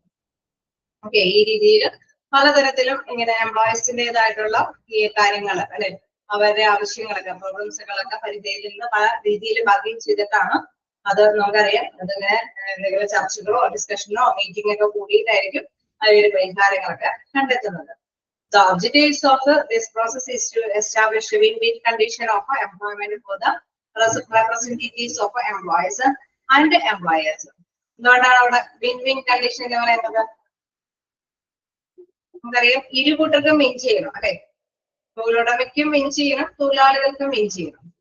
എന്നാൽ മാത്രമാണ് ആ ചർച്ചയിൽ അവര് ഒരു കോംപ്രമൈസിലേക്ക് എത്തുകയുള്ളൂ അല്ലെ. അതുകൊണ്ടാണ് win-win condition employment for the representatives employee and employers. അതായത് representatives നമ്മൾ നേരത്തെ പറഞ്ഞു യൂണിയനുകളും മാനേജ്മെന്റ്, അത് ഇരു കൂട്ടരുടെയും റെപ്രസെന്റേറ്റീവ്സ് ആണ്. അവര് തമ്മിലാണ് ബാർഗൈൻ ചെയ്യുന്നത്. ദെൻ ഒരു വിൻ-വിൻ കണ്ടീഷനിലേക്ക് എത്തുന്നു. സോ ഇരു കൂട്ടർക്കും വലിയ പ്രോബ്ലം ഇല്ലാത്തൊരു പോസിബിൾ ആയിട്ടുള്ള കണ്ടീഷനിലേക്ക് എത്തുന്നു. ഇത് represents democratic decision making which is for the people of the people and by the people. നമുക്കറിയാം ഇതൊരു ജനാധിപത്യ രീതിയിലുള്ള ഒരു തീരുമാനമെടുക്കലാണ്. അതായത് ഇരു കൂട്ടരെ അല്ലെ അവിടെ തൊഴിലാളികളെയും പരിഗണിക്കുന്നു, തൊഴിലുടമയെയും പരിഗണിക്കുന്നു. അങ്ങനെ ഇരു കൂട്ടർക്കും കൂടി അനുയോജ്യമായിട്ടുള്ള രീതിയിലാണ് തീരുമാനങ്ങൾ എടുക്കുന്നത്. സോ അതുകൊണ്ട് തന്നെ ഇത് എന്ന് പറയുന്നത് ഡെമോക്രാറ്റിക് ഡിസിഷൻ മേക്കിംഗ് എന്ന് പറയുന്നു. അതിന് വിച്ച് ഈസ് അല്ലെ അത് മീൻ ചെയ്യുന്നത് എന്താണ്? For the people of the people and by the people അല്ലെ. പീപ്പിൾ ആളെ ഉണ്ടാക്കുന്ന ഒരു ബാർഗൈനിങ് ആണ്. അവർക്ക് വേണ്ടി തന്നെ അവർ തന്നെ വിലപേശി ഒരു തീരുമാനത്തിലേക്ക് എത്തുന്ന ഒരു പ്രവർത്തനം അല്ലെ ഒരു പ്രോസസ്സാണ് എന്തെന്ന് പറയുന്നത് കളക്റ്റീവ് ബാർഗൈനിങ് എന്ന് പറയുന്നത്. ഓക്കെ അല്ലേ? ാണോ വായിച്ചു നോക്കാം. പുതിയൊരു ടോപ്പിക്കാണ്. എന്തെങ്കിലും ഡൗട്ട് ഉണ്ടെങ്കിൽ ചോദിക്കാം.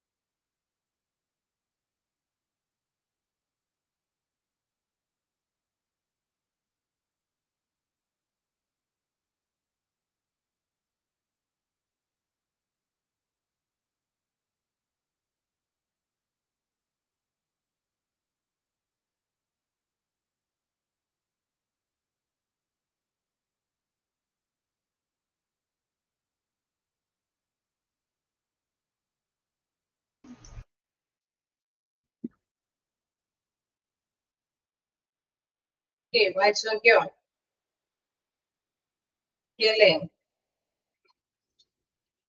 ക്ലിയർ അല്ലേ? ഓക്കെ, നമുക്ക് നെക്സ്റ്റ് നോക്കാം. കുറച്ച് ഡെഫിനേഷൻസ് ഉണ്ട്. എന്തായാലും പേരുകളൊക്കെ മസ്റ്റ് ആയിട്ട് പഠിച്ചു പോകാനായിട്ട് ശ്രമിക്കാം. അക്കോർഡിംഗ് ടു ഡെയിലി ഓർഡർ അദ്ദേഹം എന്താണ് കളക്റ്റീവ് ബാർഗൈനിങ്ങിനെ വിശേഷിപ്പിക്കാൻ നോക്കാം. Collective bargaining is essentially a process in which employees act as a group in seeking to shape conditions and relationships in their employment.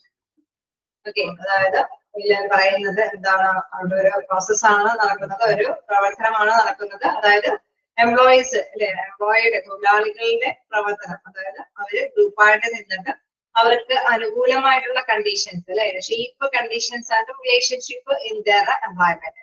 അവർക്ക് അനുകൂലമായിട്ടുള്ള ഒരു കണ്ടീഷൻസും അതോടൊപ്പം തന്നെ നല്ല നമുക്കറിയാം തൊഴിലുടമയിൽ നിന്ന് ഇങ്ങനെ ബാർഗെയിൻ ചെയ്തിരിക്കണമെങ്കിൽ അവരെ നമ്മൾ എന്താണ് ബുദ്ധിമുട്ടിക്കാൻ പാടില്ല അല്ലെ. തൊഴിലുടമയായിട്ട് നല്ലൊരു ബെറ്റർ റിലേഷൻഷിപ്പ് കാത്തു സൂക്ഷിക്കുകയും വേണം. എന്നിട്ട് നമ്മൾക്ക് അതിനെ അനുസരിച്ച് തൊഴിലാളികൾക്ക് അനുയോജ്യമായിട്ടുള്ള തീരുമാനങ്ങൾ എടുക്കുകയും വേണം അല്ലെ. തീർച്ചയായിട്ടും തൊഴിലുടമയെ നമ്മള് അല്ലെ അവരെ നിരസിച്ചുകൊണ്ട് അല്ലെങ്കിൽ അവർക്ക് ദോഷകരമായ രീതിയിലല്ല അവരെ നമുക്കറിയാം ഒരു സാറ്റിസ്ഫാക്ഷൻ ആയിട്ടുള്ള ഒരു അന്തരീക്ഷം നമ്മുടെ ഓർഗനൈസേഷനിൽ ഫോം ചെയ്യണമെങ്കിൽ ഒരു ബെറ്റർ റിലേഷൻഷിപ്പ് ഉണ്ടാവണം അല്ലെ. അവര് ബാർഗെയിൻ ചെയ്യുമ്പോൾ തീർച്ചയായിട്ടും തൊഴിലുടമയെ നമ്മൾ നിരുത്സാഹപ്പെടുത്തിക്കൊണ്ട് നമ്മൾ ബാർഗെയിൻ ചെയ്ത് കഴിഞ്ഞാൽ തീർച്ചയായിട്ടും നമുക്കറിയാം അവിടെ അവര് നല്ല സാറ്റിസ്ഫാക്ഷനോട് കൂടിയിട്ട് എംപ്ലോയിക്ക് വർക്ക് ചെയ്യാൻ പറ്റാതെ വരും. So seeking to shape conditions ഇങ്ങനെ ഒരു ഷേപ്പ് വരുത്തേ വേണം. ഒപ്പം തന്നെ നല്ലൊരു ബന്ധം റിലേഷൻഷിപ്പിന്റെ എംപ്ലോയ്മെന്റ് നല്ലൊരു ബന്ധം അവിടെ സ്ഥാപിച്ചു പോവുകയും വേണം. സോ കളക്റ്റീവ് ബാർഗെയിനിങ് എന്ന് പറയുന്ന ഒരു പ്രത്യേകമായിട്ടുള്ള പ്രവർത്തനമാണ്. നല്ല ബന്ധം സ്ഥാപിക്കുന്നതോടൊപ്പം തന്നെ അവരുടെ വർക്കിംഗ് കണ്ടീഷൻസ് ഒക്കെ നല്ല രീതിയിൽ അവർക്ക് അനുഭവിച്ചുമായിട്ടുള്ള തീരുമാനങ്ങളൊക്കെ എടുത്ത് മുന്നോട്ട് പോകാനായിട്ടുള്ള ഒരു പ്രോസസ്സാണ് എന്ന് പറയുന്നത് കളക്റ്റീവ് ബാർഗെയിനിങ് എന്ന് പറയുന്നത്. ഓക്കെ, അപ്പൊ ഓർത്ത് വെക്കുക. അക്കോർഡിംഗ് ടു ഡെയിലി ഓർഡർ അദ്ദേഹം എന്താ പറയുന്നത് ഇതൊരു പ്രോസസ്സാണെന്ന് വിശേഷിപ്പിക്കുന്നു. എന്താ പറയുന്നത് to shape condition and relationship in their employment അല്ലെ. എംപ്ലോയി ആക്ട് എങ്ങനെയാണ് ആക്ട് ചെയ്യുന്നത്? To shape conditions and relationship in their employment. Seeking to shape conditions and relationship in their employment. According to daily order. Collective bargaining എന്താന്നുള്ളത് നിങ്ങളുടെ മൈൻഡിൽ ഒക്കെയാണ് അല്ലെ. നമ്മള് discuss ചെയ്തപ്പോൾ പ്രത്യേകമായിട്ട് നമ്മൾ ആ ഒരു എക്സാമ്പിൾ വെച്ച് അല്ലെ ഫ്രൂട്ട്സും വെജിറ്റബിൾ ഒക്കെ ബാർഗെയിൻ ചെയ്ത് നമ്മൾ മേടിക്കുന്നതുമായിട്ട് ഓർക്കുമ്പോൾ തന്നെ നമുക്ക് അറിയാം എന്താണ് ബാർഗെയിനിങ് എന്നുള്ളത് അല്ലെ, കളക്റ്റീവ് ബാർഗെയിനിങ് എന്നുള്ളത്. അപ്പൊ ഒരു തൊഴിലിടത്ത് എങ്ങനെയാണ് കളക്റ്റീവ് ബാർഗെയിനിങ് വരുന്നത് നമുക്കറിയാം. അവിടെ തൊഴിലാളികൾക്ക് ക്ഷേമപ്രവർത്തനങ്ങൾ നേടിയെടുക്കണം, പക്ഷെ അനുയോജ്യമായിട്ടുള്ള ഒരു റിലേഷൻഷിപ്പ് കാത്തു സൂക്ഷിക്കുകയും വേണം. അടുത്തത് അക്കോർഡിംഗ് ടു കോബ്സ് അദ്ദേഹം എന്താ പറയുന്നത്? Collective bargaining is the resolution of industrial problems between the representatives of employers and the freely designated representatives of employees acting collectively with a minimum of government dictation. ഇവിടെ 3 കൂട്ടരെ കാര്യം പറയുന്നുണ്ട് അല്ല. അതായത് തൊഴിലുടമയ്ക്ക് ക്ഷേമം വേണം, തൊഴിലാളികൾക്ക് ക്ഷേമകാര്യങ്ങൾ വേണം, അതോടൊപ്പം തന്നെ ഗവൺമെന്റും വലിയ വലിയ നിലപാടുകളൊന്നും എടുക്കാൻ പാടില്ല അല്ലെ. വലിയ ടാക്സും കാര്യങ്ങളൊക്കെ മുന്നോട്ട് വാങ്ങി കഴിഞ്ഞാൽ തീർച്ചയായിട്ടും നമുക്കറിയാം തൊഴിലുടമയ്ക്ക് ബുദ്ധിമുട്ടാണ് അല്ലെ. ഒരുപാട് നികുതികളൊക്കെ അടയ്ക്കേണ്ടതായിട്ട് വരും. അതിനനുസരിച്ചിട്ട് തൊഴിലാളികൾക്കും ബുദ്ധിമുട്ടാണ്. കാരണം അവർക്ക് അതിനനുസരിച്ചിട്ടുള്ള പ്രോഫിറ്റ് ഷെയറിംഗ് നടപ്പാക്കാനായിട്ട് അല്ലെ അവിടെ ലഭ്യമാക്കാനായിട്ട് സാധിക്കുകയുള്ളൂ. സോ അവിടെ എന്താണ് അത്തരത്തില് നല്ലൊരു റിലേഷൻഷിപ്പ് മെയിൻറ്റെയിൻ ചെയ്യുന്നത്. നമുക്കറിയാം ഇത്തരത്തില് അല്ലെ ഈ ഒരു ഇപ്പോ ടാക്സിന്റെ അല്ലെ കാര്യങ്ങളാണെങ്കിലും നമുക്കറിയാം എന്താണ് അവിടെ ചർച്ചകളൊക്കെ സംഘടിപ്പിച്ചിട്ടാണ് അവിടെ ബാർഗെയിൻ ചെയ്തിട്ട് ഇരുകൂട്ടർക്കും അല്ലെ അവിടെ തൊഴിലുടമകൾക്കാണെങ്കിലും ഗവൺമെന്റ് ആയിട്ട് ഡീലിങ്സ് വരുന്നുണ്ട് അല്ലെ. അവിടെ നല്ലൊരു ബന്ധം നിലനിർത്തിക്കൊണ്ട് തന്നെയാണ് അവരിങ്ങനെ ഒരു പ്രോസസ്സ് നടപ്പാക്കുന്നത്. അതായത് അവരെ ഇരുകൂട്ടർക്കും വലിയ ബുദ്ധിമുട്ടൊന്നും ഇല്ലാതെ തൊഴിലുടമയ്ക്ക് ഇറക്കുന്ന ക്യാപിറ്റൽ അനുസരിച്ചിട്ട് റിട്ടേൺ കിട്ടത്തക്ക വിധത്തിലായിരിക്കും ടാക്സും കാര്യങ്ങളൊക്കെ മുന്നോട്ട് പോകാനായിട്ട് അവര് ആഗ്രഹിക്കുന്നത്. സോ അവിടെ ഒരു ഡിസിഷൻ എടുക്കുകയാണ് ചെയ്യുന്നത്. ഇങ്ങനെ ഒരു ചർച്ചകളൊക്കെ സംഘടിപ്പിച്ചിട്ടാണ് തീരുമാനങ്ങൾ എടുക്കുന്നത്. സോ നോക്കാം, collective bargaining is the resolution of industrial problems അല്ലെ. അവിടെ നമ്മള് ഒരു പരിഹാരങ്ങൾ കണ്ടെത്തുകയാണ്. എന്താണ് വ്യവസായപരമായിട്ടുള്ള പ്രോബ്ലംസിന് പരിഹാരങ്ങൾ കണ്ടെത്തുകയാണ്. അപ്പൊ ആരൊക്കെയായിട്ട് നമുക്ക് റെസൊല്യൂഷൻസ് അല്ലെ പ്രോബ്ലംസ് വരാനായിട്ടുള്ള സാധ്യതകളുണ്ട്, സൊല്യൂഷൻസ് കണ്ടെത്തേണ്ട സാധ്യതകൾ വരാൻ സാധ്യതയുണ്ട്. Representatives of employers and freely designated representative of employees അല്ലെ. തൊഴിലുടമയും തൊഴിലാളികളും തമ്മിൽ പ്രോബ്ലംസുകളൊക്കെ വരാനായിട്ട് സാധ്യതയുണ്ട്. സോ അവരുടെ റെപ്രസെന്റേറ്റീവ്സ് ആയിരിക്കും ഇതൊക്കെ കൈകാര്യം ചെയ്യുന്നത്. Then acting collectively with a minimum of a government dictation. അവിടെ ഗവൺമെന്റിന്റെയും അല്ലെ പലതരത്തിലുള്ള കാര്യങ്ങളുണ്ട്. സോ അതും കൂടി നമുക്ക് അനുയോജ്യമായ രീതിയിൽ അല്ലെ ഗവൺമെന്റ് നല്ല വലിയ വലിയ നിലപാടുകളൊക്കെ ഉണ്ടെങ്കിൽ അത് ഫോളോ ചെയ്ത് മാത്രമാണ് തൊഴിലുടമയ്ക്കും തൊഴിലാളികൾക്കും മുന്നേറാൻ പറ്റുള്ളൂ അല്ലെ. അപ്പൊ സ്ട്രോങ് ആയിട്ടുള്ള നിലപാടുകൾ അല്ലെങ്കിൽ മിതമായിട്ടുള്ള ഒരു നിലപാടിലേക്ക് എത്തിച്ചേർന്നാൽ മാത്രമാണ് ഇവർക്കും അനുയോജ്യമായിട്ടുള്ള തീരുമാനങ്ങൾ എടുത്ത് മുന്നോട്ട് പോകാനായിട്ട് സാധിക്കുകയുള്ളൂ. അപ്പൊ മനസ്സിലാക്കി വെക്കുക, ഒരു ഇൻഡസ്ട്രിയൽ പ്രോബ്ലംസിന്റെ റെസൊല്യൂഷൻ ആണ് ഇവിടെ പ്രധാനമായിട്ടും ഫോക്സ് അല്ലെ ഫോക്സ് വീക്ഷിക്കുന്നത്. എങ്ങനെയാണ് പ്രോബ്ലംസ് അവിടെ റെപ്രസെന്റേറ്റീവ്സിനൊക്കെ നല്ല രീതിയിലാണ് ഈ പ്രോബ്ലംസ് സോൾവ് ചെയ്യുന്നത്. അവിടെ ഗവൺമെന്റിന്റെ ഡിക്റ്റേഷൻ കൂടി അവിടെ എടുത്തു പറയും.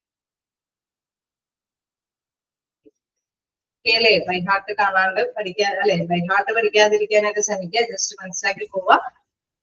ഓക്കെ, അപ്പൊ കളക്റ്റീവ് ബാർഗെയിനിങ് ചിലപ്പോഴൊക്കെ എന്താണ് ഇങ്ങനെ ഒരു ഡെഫിനിഷൻ തന്നിട്ട് dash is an essentially process in which employee act as a group and seeking to shape conditions and relationship in their environment അല്ലെ. അവിടെ വരുമ്പോൾ മനസ്സിലാക്കുക എന്തിന്റെയാണ് ഡെഫിനിഷൻ പറഞ്ഞിരിക്കുന്നത്, കളക്റ്റീവ് ബാർഗെയിനിങ്ങിന്റെ ഡെഫിനിഷൻ ആണ് ഇവിടെ പറഞ്ഞിരിക്കുന്നത്. സോ ഡെഫിനിഷൻസ് മനസ്സിലാക്കി വയ്ക്കുക. അവിടെ ഒരു അല്ലെ ഒരു എന്താണ് റെപ്രസെന്റേറ്റീവ്സ് തമ്മിൽ ഒരു പരിഹാരങ്ങൾ കണ്ടെത്തുന്ന ഒരു പ്രോസസ് അവിടെ നടക്കുന്നുണ്ടെങ്കിൽ അതെല്ലാം കളക്റ്റീവ് ബാർഗെയിനിങ് ആണ്. പേരുകൾ ഓർത്ത് വെക്കുക. ഓക്കെ, ചിലപ്പോൾ ഡെഫിനിഷൻ തന്നിട്ട് പേരുകളായിരിക്കും ചോദിക്കുന്നത് അല്ലെ. ആരാണത് നിർവചിച്ചിരിക്കുന്നത്, ആരുടെ നിർവചനമാണ് എന്നുള്ള രീതിയിൽ ചോദ്യങ്ങൾ. ഓക്കെ അല്ലേ, ഡെഫിനിഷൻ നമ്മുടെ പറയാനുണ്ട്. ഓക്കെ, കണ്ടിന്യൂ ചെയ്യാം. Okay, according to R.F. Hoxley അദ്ദേഹത്തിന്റെ അഭിപ്രായത്തിൽ എന്താണ് നോക്കാം, എന്താണ് പ്രധാനമായിട്ട് പറയുന്നത് നോക്കാം. എന്താണ് collective bargaining is a mode of fixing the terms of employment by means of bargaining between an organized body of employees and an employer or an association of employers usually acting through authorized agents. Okay, അത് അവിടെ പറയുന്നുണ്ട്. നമ്മൾ നേരത്തെ പറഞ്ഞ മാതിരി തന്നെ എംപ്ലോയറുടെ representative എംപ്ലോയറുടെ representatives അല്ലെ. അവിടെ എന്താണ് ഒരു fixing mode of fixing the terms of employment by means of bargaining അല്ലെ. അവിടെ ഒരു ടേംസ് ആൻഡ് കണ്ടീഷൻസ് ഒക്കെ ഒരു എഗ്രിമെന്റിലേക്ക് കൊണ്ടുവരികയാണ് അല്ലെ. അത് എങ്ങനെയാണ് അത് കൊണ്ടുവരുന്നത്, ബോഡി ഓഫ് എംപ്ലോയീസ് അല്ലെ എംപ്ലോയീസിന്റെ ബോഡി ഓഫ് അല്ലെ നിലപാടെടുക്കുന്ന ഒരു കൂട്ടം വ്യക്തികൾ, അതോടൊപ്പം തന്നെ an employer or an organization association of an employers usually acting through authorized agents. എംപ്ലോയേഴ്സിനും അതിൻ്റെതായിട്ടുള്ള ഓതറൈസ്ഡ് ഏജൻസികൾ അല്ലെ അവര് തമ്മിൽ ആ ഇഷ്യൂസ് പ്രോബ്ലംസ് എന്താണോ അതിനൊരു പരിഹാരം കണ്ടെത്താനായിട്ട് ഒരു എഗ്രിമെന്റിലേക്ക് എത്തുകയാണ്.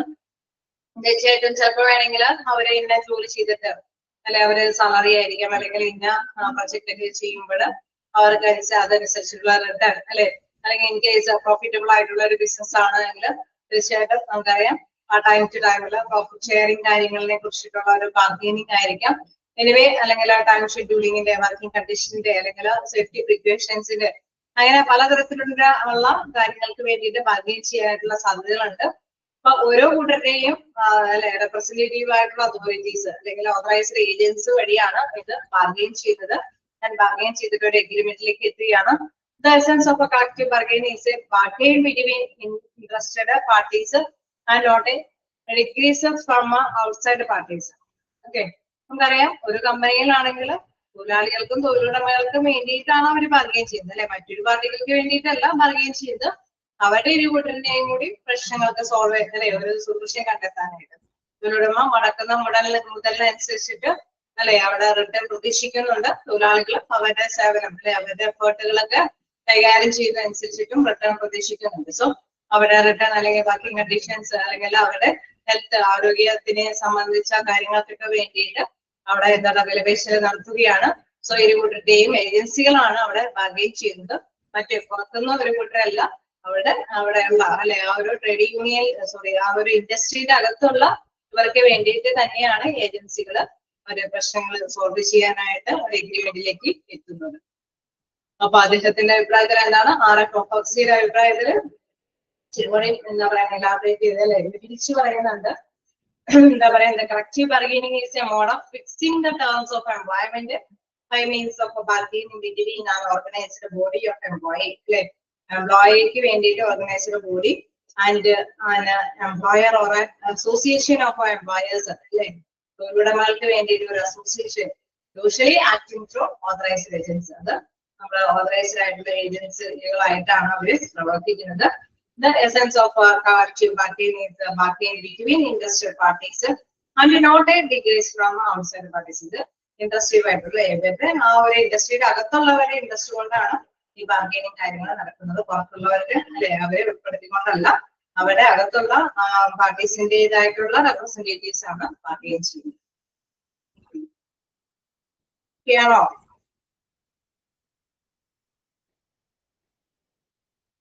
ഡെഫിനിഷൻസും ഒക്കെയാണോ?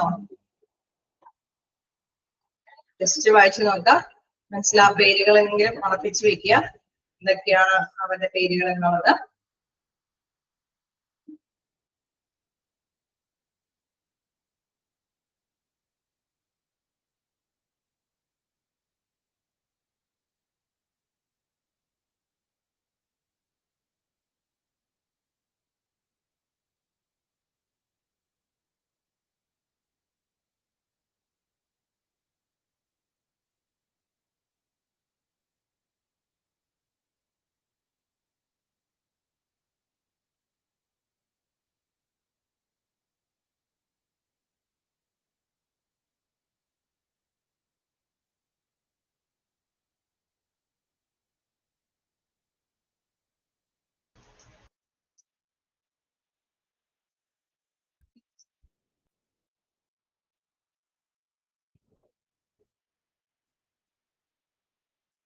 ഓക്കെ, പിക്ചേഴ്സിലേക്ക് പോകാം.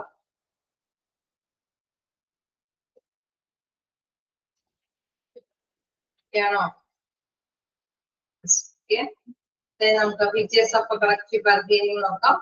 എന്തൊക്കെ ഫീച്ചേഴ്സ് ആണ്? ഫസ്റ്റ് വൺ പറയുന്നത് കളക്റ്റീവ് ആണ്. Second one equal bargaining strength. Third one flexible and voluntary. പോകുന്നത് എന്തായാലും നമുക്ക് രണ്ട് ഫീച്ചേഴ്സ് അല്ലെ നമുക്ക് നോക്കാം. എന്താണ് കളക്റ്റീവ്? കളക്റ്റീവ് എന്ന് പറയുമ്പോൾ എന്താണ് ഡിസ്കസ് ചെയ്തതാണ്, നോക്കാം. It is collective in two ways. Firstly, the workers bargain collectively for the common interest and welfare of all the workers. Then എന്താണ് രണ്ട് കൂട്ടരുടെയും കൂടി കളക്റ്റീവ് ആയിട്ടുള്ള കാര്യങ്ങളുണ്ട് അല്ലേ. ഇതില് കളക്റ്റീവ് ആയിട്ട് ഫസ്റ്റ്ലി നമുക്കറിയാം ആദ്യമായിരിക്കും കളക്റ്റീവ് ആയിട്ടുള്ള കാര്യങ്ങൾ തൊഴിലാളികളുടെ ക്ഷേമ കാര്യങ്ങൾ അല്ലെ. അവർക്ക് അനുയോജ്യമായിട്ടുള്ള അവകാശങ്ങൾ നേടിയെടുക്കാനായിട്ട് അല്ലെങ്കിൽ അവര് ചെയ്യുന്ന വർക്കിംഗ് കണ്ടീഷൻസ്, സേഫ്റ്റി പ്രിക്കോഷൻസ്, അവർക്ക് ആവശ്യമായിട്ടുള്ള കളക്റ്റീവ് ആയിട്ടുള്ള സൊല്യൂഷൻസ് അല്ലെ, അവിടെ പ്രോബ്ലംസുകൾ അതിന് സൊല്യൂഷൻ കണ്ടെത്താനായിട്ടുള്ള കാര്യങ്ങളാണ് അവിടെ സ്വീകരിക്കുന്നത്. Then secondly, the management and workers mutually arrive at an agreement beneficial for both through negotiation. Then മറ്റൊന്ന് പറയുന്നത് സെക്കൻഡ് ആയിട്ട് നമുക്കറിയാം തൊഴിലുടമ അല്ലെ, അവർക്കും അവരുടേതായിട്ടുള്ള ഇവര് പറയുന്ന മാതിരി തന്നെ സാലറി കൂട്ടി കൊടുക്കുക, വർക്കിംഗ് കണ്ടീഷൻസ് അറേഞ്ച് ചെയ്ത് കൊടുക്കുക, അല്ലെങ്കിൽ സേഫ്റ്റി പ്രിക്കോഷൻസ് എടുക്കുക, എന്റർടൈൻമെന്റ് പ്രോഗ്രാംസ് സംഘടിപ്പിച്ചു കൊടുക്കുക, ഇതൊക്കെ പറയുന്നത് മാതിരി ചെയ്ത് കൊടുക്കുക എന്നുള്ളത് നമുക്കറിയാം. ഫിനാൻഷ്യലി സൗണ്ട് ഒക്കെ അതിനനുസരിച്ചിട്ടൊക്കെ എന്താണ് തൊഴിലുടമയ്ക്കും വേണം അല്ലെ. അതല്ലെങ്കിൽ ഓർഗനൈസേഷൻ നല്ല പ്രോഫിറ്റബിൾ ആയിട്ടൊക്കെ മുന്നോട്ട് പോകുന്നതായിരിക്കണം അല്ലെ.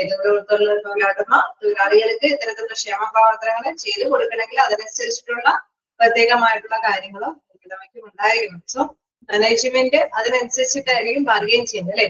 അപ്പൊ ഇത്തരത്തില് കളക്റ്റീവ് ആയിട്ടുള്ള കാര്യങ്ങള് നമുക്കറിയാം ഒരു എഗ്രിമെന്റിലേക്ക്, ഒരു ബെനിഫിഷ്യൽ ആയിട്ടുള്ള ഒരു എഗ്രിമെന്റിലേക്ക് എത്തുന്നത് ഏത് വഴിയാണ് നമുക്കറിയാം, ചർച്ചകളിലൂടെയൊക്കെ ആയിരിക്കും അല്ലെ.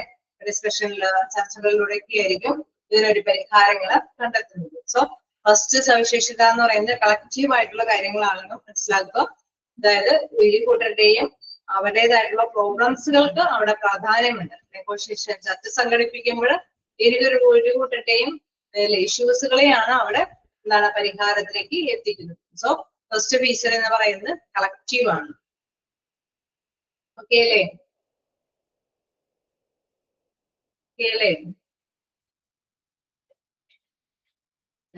നമുക്ക് നെക്സ്റ്റ് നോക്കാം. Equal bargaining strength. Okay, both the parties have equal bargaining strength and that is a feature of a collective bargaining. നമുക്കറിയാം ഈക്വൽ ബാർഗെയിനിങ് സ്ട്രെങ്ത് ഉണ്ട് അല്ലെ. ഒരു കൂട്ടര് പറയുന്ന കാര്യങ്ങൾക്ക് അനുകൂലമായിട്ട് കുറച്ചെങ്കിലും അല്ലെ അവരെ പറയുന്നത് ഉൾക്കൊള്ളിക്കാൻ പറ്റിയാൽ മാത്രമാണ് ചർച്ചകൾക്ക് ഒരു പരിഹാരം കണ്ടെത്താൻ പറ്റുള്ളൂ അല്ലെ. അല്ലെങ്കിൽ തൊഴിലാളി പറയുന്ന ഒരു കാര്യം തൊഴിലുടമ അംഗീകരിക്കുന്നില്ല എങ്കിൽ തീർച്ചയായിട്ടും ചർച്ചകൾക്ക് പരിഹാരമില്ല അല്ലെ. ചർച്ച അത് നീണ്ടുപോവുകയേ ഉള്ളൂ. സോ നമുക്കറിയാം കളക്റ്റീവ് ബാർഗെയിനിങ് നടപ്പാക്കണമെങ്കിൽ തീർച്ചയായിട്ടും എന്താണ് അവിടെ ഈക്വൽ ആയിട്ടുള്ള ഒരു ബാർഗെയിനിങ് സ്ട്രെങ്ത് അവിടെ ആവശ്യമാണ്. ഇരു കൂട്ടർക്കും അവരുടേതായിട്ടുള്ള ഇഷ്യൂസുകൾ സോൾവ് ചെയ്യേണ്ടതുണ്ട്. In the context of a collective bargaining, both the parties are bargaining from a position equal strength as their bargaining strength is equal. This process can be called industrial democracy at the workplace. Okay, നമുക്കറിയാം ഇരു കൂട്ടർക്കും അവരുടേതായിട്ടുള്ള ശക്തിയുണ്ട് അല്ലെ. തൊഴിലുടമയ്ക്ക് നമുക്കറിയാം ഈ തൊഴിലാളികൾക്ക് അല്ലെ അവർക്ക് സ്ട്രോങ് ശക്തി ഇല്ലാത്തത് കൊണ്ടാണ് അവർ യൂണിയനെയും കൂടി സപ്പോർട്ട് ചെയ്യുന്നത് അല്ലെ. യൂണിയന്റെയും കൂടി സപ്പോർട്ട് ഉണ്ടാവുമ്പോൾ എന്താണ് നമുക്കറിയാം അവർക്ക് സ്ട്രോങ് ആണ് അല്ലെ. അവരുടെ പൊളിറ്റിക്കൽ സപ്പോർട്ടൊക്കെ ഉണ്ടാവുമ്പോൾ തീർച്ചയായിട്ടും അവർക്ക് അവരുടേതായിട്ടുള്ള സ്ട്രെങ്തോട് കൂടിയിട്ട് ബാർഗെയിൻ ചെയ്യാൻ സാധിക്കും. അതേമാതിരി തന്നെ തൊഴിലുടമയ്ക്കും അവരുടേതായിട്ടുള്ള അസോസിയേഷൻ ഉണ്ട് അല്ലെ. അവര് പറയുന്നത് മാത്രം കേൾക്കാൻ പറ്റുക എന്ന് പറയുന്നത് അല്ലെ. തൊഴിലുടമയെ എന്താണ് യൂണിയൻ നേതാക്കളൊക്കെ പറഞ്ഞുകൊണ്ട് അല്ലെ ഭീഷണിപ്പെടുത്തിയൊക്കെ കാര്യങ്ങൾ ചെയ്തെടുക്കാൻ പറ്റില്ല. അപ്പൊ അതിനനുസരിച്ചിട്ടുള്ള ബാർഗെയിനിങ് പവർ കിട്ടുന്നതിന് വേണ്ടിയിട്ട് ഉടമയ്ക്കും അവരുടേതായിട്ടുള്ള അസോസിയേഷൻ ഉണ്ട്. സോ ഇരു കൂട്ടർക്കും അവരുടേതായിട്ടുള്ള സ്ട്രെങ്ത് ഉണ്ട് എന്നുള്ളതാണ് പ്രധാനമായിട്ടും പറയുന്നത്. അങ്ങനെയുള്ള ആ സ്ട്രെങ്തിനെ പറയുന്നതാണ് ഇൻഡസ്ട്രിയൽ ഡെമോക്രസി അല്ലെ. അവിടെ തീർച്ചയായിട്ടും വർക്ക് പ്ലേസിൽ ഇരു കൂട്ടർക്കും അതിൻ്റെതായിട്ടുള്ള ജനാധിപത്യ ഐക്യമുണ്ട് എന്നുള്ളതാണ് പ്രധാനമായിട്ടും പറയുന്നത്. ഓക്കെ, ഇപ്പൊ ഫസ്റ്റ് പിക്ചർ എന്ന് പറയുന്നത് കളക്റ്റീവ് ഇരു കൂട്ടർക്കും അവരുടേതായിട്ടുള്ള ഇഷ്യൂസുകൾ ഉണ്ട്. ഈക്വൽ ബാർഗെയിനിങ് പവർ അല്ലെ. നമുക്കറിയാം ബാർഗെയിൻ ചെയ്യാനായിട്ട് ഇരു കൂട്ടർക്കും ഒരേപോലെ ആയിട്ടുള്ള സ്ട്രെങ്ത് ഉണ്ട്. ഓക്കെ അല്ലേ?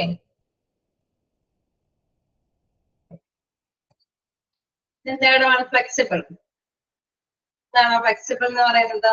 നോക്കാം. Collective bargaining is A group activity in which representatives of workers and management utilize their energies so that a solution can be obtained which is acceptable by both the parties. Okay, തീർച്ചയായിട്ടും നമുക്ക് അറിയാം എന്താണ് അവർക്കൊരു മൂല്യശക്തികളുണ്ട് അല്ലെ. അവർക്ക് bargain ചെയ്യാനായിട്ടുള്ള ഒരു പ്രത്യേകമായിട്ടുള്ള കഴിവുകളുണ്ട്. റെപ്രസെന്റേറ്റീവ്സ് ആണ് നമുക്കറിയാം ബാർഗെയിൻ ചെയ്യാനായിട്ട് ശ്രമിക്കുന്നത്. സോ അവരെന്താണ് അവിടെ എന്താണ് യൂട്ടിലൈസ് ചെയ്യാണ് അല്ലെ. അവരുടെ എനർജി അവരെ യൂട്ടിലൈസ് ചെയ്യാണ്. അതായത് അവരുടെ ശക്തി അനുസരിച്ചിട്ട് അല്ലെ എത്രത്തോളം മെമ്പർഷിപ്പ് ഉണ്ടോ ആ അത്രത്തോളം മെമ്പർഷിപ്പിനെയൊക്കെ അണിനിരത്തിയിട്ടായിരിക്കും ചിലപ്പോൾ അവർ ബാർഗെയിൻ ചെയ്യാൻ വരുന്നത്. സോ അവര് ആ ഒരു എനർജി എന്താണ് യൂട്ടിലൈസ് ചെയ്യുമ്പോഴാണ് സൊല്യൂഷൻസ് കണ്ടെത്താനായിട്ട് സാധിക്കുന്നത് അല്ലെ. ബോത്ത് പാർട്ടീസിലും തീർച്ചയായിട്ടും തൊഴിലാളികൾ ഒന്നിച്ചൊറ്റക്കെട്ടായിട്ട് ബാർഗെയിൻ ചെയ്യാൻ വരുമ്പോൾ തൊഴിലുടമയ്ക്ക് തളരാതിരിക്കാൻ വേണ്ടിയിട്ട് അവർക്കും അവരുടേതായിട്ടുള്ള സ്ട്രോങ് ആയിട്ടുള്ള ശക്തിയുണ്ട്. അവരെ അസോസിയേഷൻ നേതാക്കളൊക്കെ ഒന്നിച്ച് തന്നെ സംഘടിപ്പിച്ചിട്ടായിരിക്കും അവരും ബാർഗെയിൻ ചെയ്യാനായിട്ട് വരുന്നത് അല്ലെ. ഗവൺമെന്റിന്റെ ആണൊക്കെ തീർച്ചയായിട്ടും അവർക്ക് അതിനനുസരിച്ചിട്ടുള്ള പ്രോഫിറ്റ് ചിലപ്പോൾ ടാക്സും കാര്യങ്ങളൊക്കെ ഉണ്ടെങ്കിൽ എന്താണ് അവര് ഗവൺമെന്റ് ആയിട്ടും അല്ലെ മത്സരങ്ങൾ നടത്തുന്നതായിട്ടും ബാർഗെയിൻ ചെയ്യാനായിട്ടുള്ള ഇഷ്യൂസുകൾ ഉണ്ടാവും അല്ലെ. അപ്പൊ തീർച്ചയായിട്ടും എന്താണ് അസോസിയേഷന്റെ നേതൃത്വത്തിലൊക്കെയാണ് അവര് ബാർഗെയിൻ ചെയ്യുന്നത്. സോ അവർക്കും അതിൻ്റെതായിട്ടുള്ള എനർജികൾ ഉണ്ട് എന്ന് മനസ്സിലാക്കുക. Inflexibility or rigidity of and ideas should be avoided for smooth bargaining process. Okay, നമുക്കറിയാം ഒരു ഫ്ലെക്സിബിൾ അല്ല എങ്കിൽ ഒരു ചേഞ്ചസ് വരുത്താനായിട്ട് ഇരുകൂട്ടരും ആരെങ്കിലൊക്കെ തയ്യാറാവണം അല്ലെ, എങ്കിൽ മാത്രമാണ് അവസാനം വരെ തീരുമാനത്തിലേക്ക് എത്താനായിട്ട് സാധിക്കുള്ളൂ. അപ്പൊ ഇൻഫ്ലെക്സിബിലിറ്റി ആണ് എങ്കിൽ നമുക്കറിയാം അത് സ്മൂത്ത് ആയിട്ട് ബാർഗൈനിങ് പ്രോസസ്സ് മുന്നോട്ട് പോകാനായിട്ട് സാധിക്കില്ല അല്ലെ. ഒരു ചെറിയ വിട്ടുവീഴ്ച ആരുടെങ്കിലും ഭാഗത്തുനിന്ന് കുറേശ്ശെങ്കിലും നമ്മൾ ഉണ്ടാവണം എന്നുള്ളതാണ് പ്രധാനമായിട്ടുള്ള ഒരു feature. Collective bargaining is a give and take process where the concerned parties arrive at a solution by exchanging their diverse views. Okay, അവിടെ വിഷയകരെ അല്ലെ നല്ല രീതിയിൽ തന്നെ നമുക്കറിയാം ഒരു സൊല്യൂഷൻസ് കണ്ടെത്തണമെങ്കിൽ നേതൃത്വ സ്ഥാനത്തിരിക്കുന്നവര് അവരുടെ വീക്ഷണകോണുകളിൽ കൃത്യമായിട്ടുള്ള കാര്യങ്ങളൊക്കെ നിർവചിക്കും. സോ അതിൽ നിന്നാണ് ഒരു സൊല്യൂഷനിലേക്ക് എത്തുന്നത്. സോ സൊല്യൂഷൻ വരുമ്പോൾ ആരെങ്കിലൊക്കെ കുറച്ച് കാര്യങ്ങൾ വിട്ടുവീഴ്ച ചെയ്യാം അല്ലെ. ഇപ്പോ തൊഴിലുടമെങ്കിൽ തൊഴിലാളികൾക്ക് ഇത്തിരി കുറച്ച് സാലറി കൂട്ടി കൊടുക്കണമെങ്കിൽ തീർച്ചയായിട്ടും ആ ഒരു വിട്ടുവീഴ്ച തൊഴിലുടമ ചെയ്യേണ്ടതായിട്ട് വരും അല്ലേ. തൊഴിലുടമ ചെയ്താൽ മാത്രമല്ലേ അവർക്ക് സാലറി കൂട്ടി കിട്ടുള്ളൂ അല്ലേ. ഓക്കെ ഓക്കെ അതേമാതിരി തന്നെ ഇൻ കേസ് പ്രൊഡക്ഷൻ ഇൻക്രീസ് ചെയ്യിക്കണമെന്ന് തൊഴിലുടമയ്ക്ക് ആഗ്രഹം ഉണ്ടെങ്കിൽ തീർച്ചയായിട്ടും ആ പ്രൊഡക്ഷൻ ഇൻക്രീസ് ചെയ്യുന്നതിന് ആവശ്യമായിട്ടുള്ള തൊഴില് അല്ലെ അത് തീർച്ചയായിട്ടും ആരാ ചെയ്യുന്നത്, തൊഴിലാളികളാണ്. സോ അവര് കുറച്ച് ടൈം ചിലപ്പോൾ കൂടുതലായിട്ട് അഡീഷണൽ ആയിട്ട് വർക്ക് ചെയ്യേണ്ടി വരും അല്ലെ. ചിലപ്പോൾ അവര് വേണമെങ്കിൽ സാലറി കൂട്ടി കൊടുക്കണമെങ്കിൽ അവർ പറയും ചിലപ്പോൾ നിങ്ങൾ ഓവർ ടൈം ചെയ്യുകയാണെങ്കിൽ ഇങ്ങനെ അല്ലെ ഡബിൾ സാലറി നിങ്ങൾക്ക് തരാം, ഹോളിഡേയ്സിലൊക്കെ ആണെങ്കിൽ നിങ്ങൾക്ക് ഡബിൾ സാലറി തരാം അല്ലെ. അങ്ങനെയൊക്കെ ഒരു രീതിയിൽ ഒരു തീരുമാനത്തിലേക്ക് എത്തും. സോ ഇരുകൂട്ടരും അയവ് വരുത്തണം അല്ലെ. തൊഴിലാളികളും എന്തെങ്കിലും കാര്യങ്ങൾക്കൊക്കെ വിട്ടുവീഴ്ച മനോഭാവം വെച്ച് പുലർത്തേണ്ടതായിട്ട് വരും, തൊഴിലുടമയും വിട്ടുകൊടുക്കേണ്ടതായിട്ട് വരും അല്ലെ. അപ്പൊ അങ്ങനെ ഉണ്ടെങ്കിൽ മാത്രമാണ് നമുക്കറിയാം നല്ലൊരു സൊല്യൂഷൻ എടുക്കാനായിട്ട് സാധിക്കുകയുള്ളൂ. സോ തീർച്ചയായിട്ടും എന്താണ് ബാർഗൈനിങ് ചെയ്യുമ്പോൾ തീർച്ചയായിട്ടും മനസ്സിലാക്കുക അവരുടെ സ്ട്രെങ്ത് അനുസരിച്ചിട്ടൊക്കെ ബാർഗൈൻ ചെയ്യുമ്പോൾ അവിടെ ഒരു ഫ്ലെക്സിബിലിറ്റി ഫീൽ ചെയ്യണം അല്ലെ. അതായത് ഇരുകൂട്ടർക്കും വിട്ടുവീഴ്ച ചെയ്യാനായിട്ടുള്ള ഒരു മനസ്ഥിതി അവിടെ ഉണ്ടാകേണ്ടതാണ്. അല്ലേ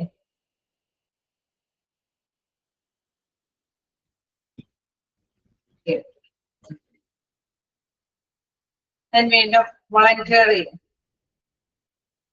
ഒരു പോയിന്റ് കൂടി നോക്കാം.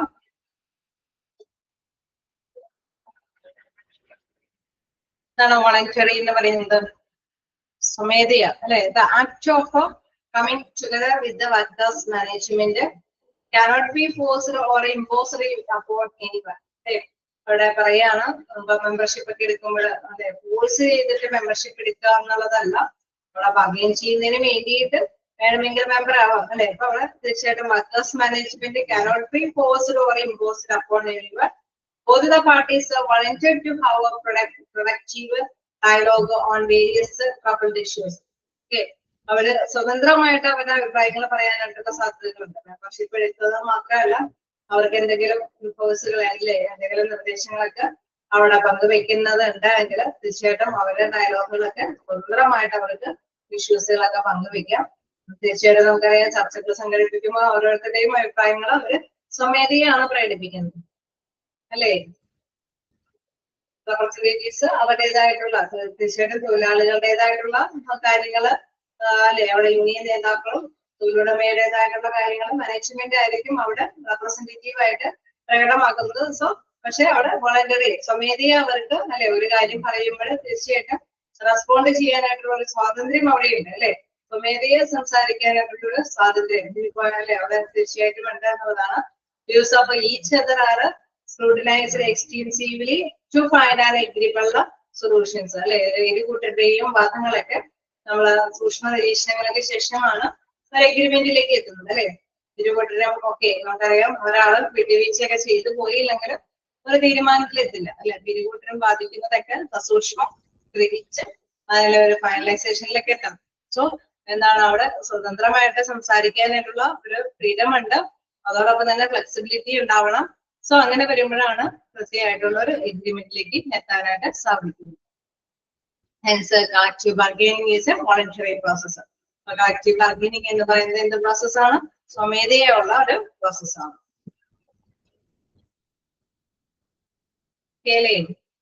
കുഞ്ഞു കുഞ്ഞ ക്വസ്റ്റ്യൻസ് ഒക്കെ വരാനായിട്ടുള്ള സാധ്യതകളുണ്ട് അല്ലെ. ഇതൊരു വോളണ്ടറി പ്രോസസ് ആണെന്നുള്ളത് ജസ്റ്റ് ഒന്ന് നോട്ട് ചെയ്ത് പോവാം, ഇത് വെക്കാം. ഇതൊരു ഫ്ലെക്സിബിൾ ആണ്, ഫീൽ ചെയ്യേണ്ടത് ഫ്ലെക്സിബിൾ ആയിട്ട് ഫീൽ ചെയ്യേണ്ടതാണ്. വോളണ്ടറി സ്വമേധീയ കാര്യങ്ങൾ കൈകാര്യം ചെയ്യാൻ പറ്റുന്നതാണ്. ഈക്വൽ ബാർഗൈനിങ് സ്ട്രെങ്ത് ഉണ്ട്. ഈക്വൽ ബാർഗൈനിങ് സ്ട്രെങ്ത് എന്ന് പറയുന്നത് ആർക്കൊക്കെയാണ് മനസ്സിലായല്ലോ? ഓക്കെ, തൊഴിലുടമയ്ക്ക് അതേപോലെ തന്നെ തൊഴിലാളികളുടെ റെപ്രസെന്റേറ്റീവിന് ഈക്വൽ ബാർഗൈനിങ് സ്ട്രെങ്ത് ഉണ്ട്. ഓക്കെ, വായിച്ചു നോക്കാം.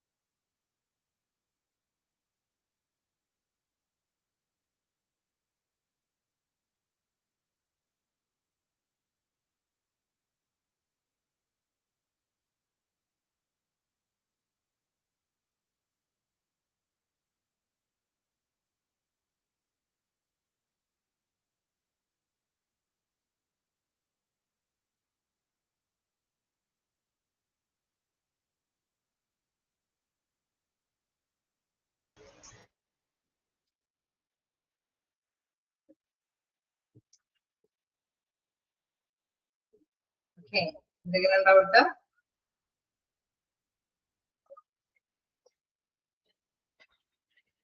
മ്യൂട്ടാക്കണോ?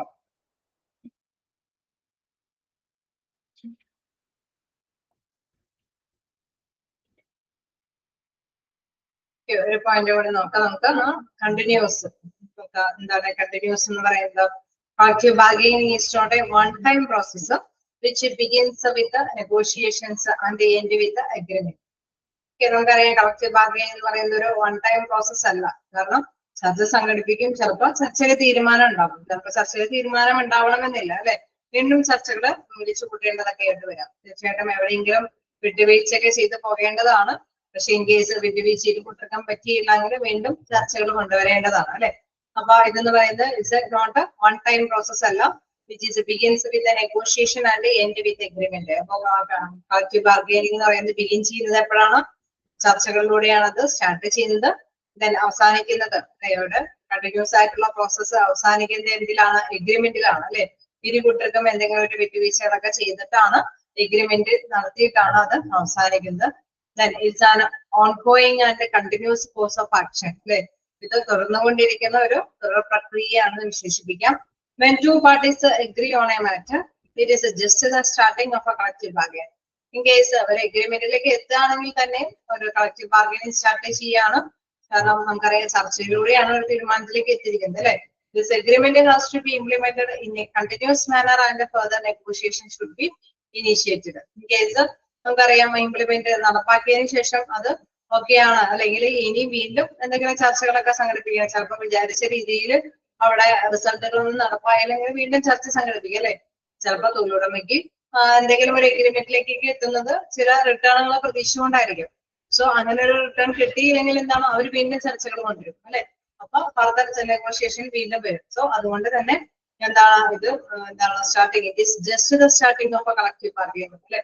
ഇതെന്ന് പറയുന്ന ഒരു സ്റ്റാർട്ട് ചെയ്തിട്ടേ ഉള്ളെന്ന് മനസ്സിലാക്കാം. കാരണം ഇംപ്ലിമെന്റ് ചെയ്യുന്നതനുസരിച്ചിട്ട് വീണ്ടും ചിലപ്പോൾ കണ്ടിന്യൂസ് ആയിട്ട് വീണ്ടും നെഗോഷിയേഷൻ ഒക്കെ ഉണ്ടാവാനായിട്ടുള്ള സാധ്യതകളാണ്. സോ ഇതൊരു കണ്ടിന്യൂസ് പ്രോസസ് ആണെന്ന് വിശേഷിപ്പിക്കാം, അല്ലെ? കളക്റ്റീവ് ബാർഗൈനിങ് എന്ന് പറയുന്ന ഒരു കണ്ടിന്യൂസ് പ്രോസസ് ആണ്. സ്റ്റാർട്ട് വിത്ത്, അതൊന്ന് ജസ്റ്റ് ഒന്ന് നോട്ട് ചെയ്ത് പോവുക. അത് സ്റ്റാർട്ട് ചെയ്യുന്നത് എങ്ങനെയാണ്? Begins with negotiations and end with agreement. വീണ്ടും ഒരു കണ്ടിന്യൂസ് വരാനായിട്ടുള്ള സാധ്യത, കാരണം അത് ഇംപ്ലിമെന്റ് ചെയ്തിട്ട് ചിലപ്പോൾ നടപ്പായില്ലെങ്കിൽ വീണ്ടും നെഗോഷിയേഷൻ വരാനായിട്ടുള്ള സാധ്യതകളുണ്ട്. അതുകൊണ്ട് അതൊരു ongoing and continuous course of action ആണ് നമുക്ക് വിശേഷിപ്പിക്കുന്നത്.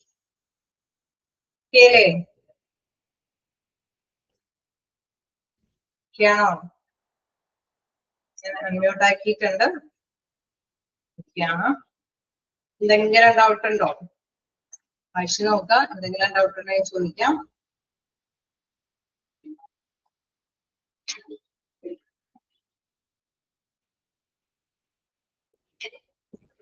ആക്കിയിട്ടുണ്ട്.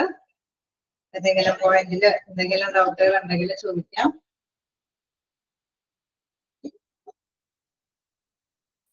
ഇതിൽ വരുന്ന വൺ വേർഡ്സ് ഒന്ന് പറഞ്ഞുതരാം മാഡം, പ്രധാനമായിട്ടും വരുന്ന. ഞാൻ ജസ്റ്റ് ഒന്ന് നോട്ട് ചെയ്യാനൊക്കെ പറഞ്ഞത് ഇതാണ്. കണ്ടിന്യൂസ് ഇതിപ്പോ സ്റ്റാർട്ടിങ്ങിൽ അത് പറഞ്ഞുള്ളൂ. അതായത് കണ്ടിന്യൂസ് ബാർഗെയിനിങ് ആണ്. അതുകൊണ്ടാണ് which is begin with negotiation and end with agreement. അതൊക്കെ നോട്ട് ചെയ്യേണ്ടതാണ്. It's ongoing and continuous course of action ആണ്. ഓക്കെ, അത് മനസ്സിലാക്കി വെക്കുക. ഓൺഗോയിങ് എന്ന് പറയാൻ കാരണം നമുക്കറിയാം വീണ്ടും എഗ്രിമെന്റ് ഒക്കെ നടപ്പാക്കി കഴിഞ്ഞ് കഴിയുമ്പോൾ വീണ്ടും ചിലപ്പോൾ വേണമെങ്കിൽ നെഗോഷിയേഷൻ വിളിച്ചു കൂട്ടാം. അല്ലെ, വിചാരിച്ച റിട്ടേൺ ഒന്നും കിട്ടിയില്ലെങ്കിൽ. അപ്പോ കണ്ടിന്യൂസ് പ്രോസസ്സിനെ കുറിച്ചിട്ട് മനസ്സിലാക്കി വെക്കുക. അതായത് വോളണ്ടറി ആണെന്നുള്ളത് നമുക്കറിയാവുന്നതാണ്. അതായത് സ്വമേധയാണ് ചർച്ചയിൽ അവരുടേതായിട്ടുള്ള അഭിപ്രായങ്ങൾ പങ്കുവയ്ക്കുന്നത്. ജസ്റ്റ് മനസ്സിലാക്കി പോയാൽ മതി. അതേപോലെ തന്നെ ഇതിന്റെ ഫീച്ചേഴ്സ് എന്നൊക്കെ പറയുമ്പോൾ ഈ ചാപ്റ്ററിന്റെ ഒരു പ്രത്യേകത ഒരുപാട് ഫീച്ചേഴ്സ്, ഒബ്ജക്റ്റീവ്സ്, ഇമ്പോർട്ടൻസ്, പ്രോബ്ലംസ് എന്നൊക്കെ പറഞ്ഞുകൊണ്ടാണ് ഓരോ ഇതിനെയും കുറിച്ചിട്ട് ട്രേഡ് യൂണിയൻ ആണെങ്കിലും കളക്റ്റീവ് ബാർഗെയിനിങ് ആണെങ്കിലും എല്ലാം ഉണ്ട് അല്ലെ. അപ്പൊ അതുകൊണ്ട് തന്നെ അതൊന്നും കോമൺ ആയിട്ട് നമുക്ക് എന്താണ് വിവരിച്ച് എക്സാമിനെ അറ്റൻഡ് ചെയ്യേണ്ടതില്ല. ഒബ്ജക്റ്റീവ്സ് ആയതുകൊണ്ട് തന്നെ ഫീച്ചേഴ്സ് എല്ലാം ആ ഹെഡിങ്സ് മസ്റ്റ് ആയിട്ട് നിങ്ങൾ ഓരോന്നിന്റെ ഹെഡിങ്സ് മസ്റ്റ് ആയിട്ട് മനസ്സിലാക്കി വെക്കുക. അപ്പൊ എന്താണ് ഇതിൽ പെടാത്തത്, എന്താണ് ഫീച്ചർ അല്ലെ, ഇതിൽ നിന്ന് ഇതിൽ ഏതാണ് ആക്റ്റീവ് ബാർഗെയിനിന്റെ ഫീച്ചർ ഏതാണ് നമ്മുടെ രീതിയിൽ ഫീച്ചേഴ്സ് വന്നു കഴിഞ്ഞാൽ ഹെഡിങ്സ് ഓർത്ത് വെക്കാം. കളക്റ്റീവ് ഈക്വൽ ബാർഗെയിനിങ് സ്ട്രെങ്ത് എന്നൊക്കെ പറഞ്ഞു കഴിയുമ്പോൾ മനസ്സിലാക്കുക ഓരോ പാർട്ടീസിലും ബാർഗെയിനിങ് സ്ട്രെങ്ത് ഈക്വൽ ആണെന്നുള്ളത് ഓർത്ത് വെക്കുക.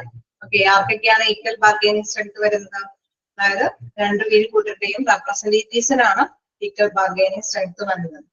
ഓക്കെ, അപ്പൊ ജസ്റ്റ് ഒന്ന് നോട്ട് ചെയ്യുക. അതായത് ബാർഗെയിനിങ് സ്ട്രെങ്ത് അല്ലെ, കളക്റ്റീവ് ബാർഗെയിനിൽ ബാർഗെയിനിങ് സ്ട്രെങ്ത് ക്ലാഷ് എന്നുള്ള രീതിയിൽ ചോദിച്ചു കഴിഞ്ഞാൽ മനസ്സിലാക്കി വെക്കുക ഈക്വൽ ആണെന്നുള്ളത്. ഓക്കെ, പിന്നെ എന്താണ് പ്രത്യേകിച്ച് ഞാൻ ഡെഫിനേഷനും ഡിസ്കസ് ചെയ്തിരുന്നു. മൂന്ന് കൂട്ടരുടെയും പേരുകൾ ഓർത്ത് വെക്കുക. ഡെഫിനേഷൻ ഏതെങ്കിലും അല്ലെ കളക്റ്റീവ് ബാർഗെയിനിങ് എന്നുള്ള ഒരു രീതിയിൽ തന്നെ എന്താണ് അത്, ഈ ഡെഫിനേഷൻ തന്നിട്ട് ഇത് എന്താണെന്നുള്ള രീതിയിൽ ചോദിച്ചാലും നിങ്ങൾ നോട്ട് ചെയ്ത് വെക്കുക ഇത് കളക്റ്റീവ് ബാർഗെയിനിങ് ആണ്. അല്ലെങ്കിൽ കറക്റ്റ് ആയിട്ട് ഡെഫിനേഷൻ തന്നിട്ട് ഇത് ആരാണ് അല്ലെ, ആരുടെ വീക്ഷണത്തിലാണ് ഇത് വീക്ഷിച്ചിരിക്കുന്നത് എന്നുള്ളത് ചോദിച്ചു കഴിഞ്ഞാലും പേരുകൾ എഴുതി വെക്കുക. ഓക്കെ, ഇവിടെ ചെറിയ ചെറിയ പോയിന്റ്സുകളിൽ ഇവിടെ വീണ്ടും പറയുന്നത് objectives of this process is establish win win condition. അതുകൊണ്ടാണ് വിൻ വിൻ കണ്ടീഷനിൽ പെടുന്ന കാര്യങ്ങൾ എന്ന് പറയുമ്പോൾ തൊഴിലുടമയും തൊഴിലാളികളും അല്ലെ, അതാണ് അവരുടെ റെപ്രസെന്റേറ്റീവ്സിനാണ് അല്ലെ അവരുടെ തീരുമാനങ്ങളിലേക്ക് എത്താനായിട്ട് പറ്റുന്നത്. സോ അതുകൊണ്ട് തന്നെ എന്താണ് അവിടെ വിൻ വിൻ കണ്ടീഷൻ ആണെന്ന് കളക്റ്റീവ് ബാർഗെയിനെ വിശേഷിപ്പിക്കാവുന്നതാണ്. ഓക്കെ, അങ്ങനെയൊക്കെ ചെറിയ ചെറിയ കാര്യങ്ങളാണ്. എനിക്ക് തോന്നുന്നു ഞാൻ പറഞ്ഞു പോയപ്പോ നോട്ട് ചെയ്യാൻ പറയുന്നതൊക്കെ ഓർത്ത് വെച്ചേക്കുക. ഞാൻ നോട്ട് ചെയ്യാനൊക്കെ ചിലപ്പോ പറയാറില്ലേ എടുത്തു പോകുമ്പോൾ. ഓക്കെ, അത് അങ്ങനെ തന്നെ നോട്ട് ചെയ്ത് പോകണം കേട്ടോ. ഓക്കെ, ആണോ? ക്ലിയർ ആയോ? കൂടുതലൊന്നും ചോദിച്ച് കാണാറില്ല, കുറച്ചൊക്കെ അല്ലെ. നമുക്ക് വലിയൊരു ചാപ്റ്റർ ആണ്. അതിന് പരീക്ഷ അല്ലെ ഒരു ഭാഗത്തു നിന്നും കുറച്ച് ക്വസ്റ്റ്യൻസ് മിക്കവാറും എനിക്ക് തോന്നുന്നു മോക്ക് ടെസ്റ്റിൽ നമ്മൾ ഉൾപ്പെടുത്താറുണ്ട്. ഒരു 5 ക്വസ്റ്റ്യനെങ്കിലും നമ്മൾ പഠിപ്പിച്ച ഭാഗത്തെ ഉൾപ്പെടുത്താറുണ്ട്. സോ അത് നിങ്ങൾ മസ്റ്റ് ആയിട്ട് തന്നെ നോട്ട് ചെയ്ത് പോവാം. ഓക്കെ, അതിനപ്പുറം നോട്ട് ചെയ്യാനായിട്ട് പറയുന്നത് അതിന് അധികമായിട്ട് വരാറില്ല. സോ മോക്ക് ടെസ്റ്റുകൾ എന്തായാലും മസ്റ്റ് ആയിട്ട് നോട്ട് ചെയ്ത് പോകാം. എന്നാലും ഈ കാര്യങ്ങളൊക്കെ ഒന്ന് ജസ്റ്റ് ഞാൻ നോട്ട് ചെയ്യും, ക്ലാസ് എടുത്തുകൊണ്ടിരിക്കുമ്പോൾ തന്നെ ജസ്റ്റ് ഒന്ന് നോട്ട് ചെയ്യാൻ പറയുന്നതൊക്കെ ഓർത്ത് വെച്ചേക്കാം. ഓക്കെ, നമുക്ക് നെക്സ്റ്റ് ക്ലാസ്സിൽ കാണാം. Okay, thank you.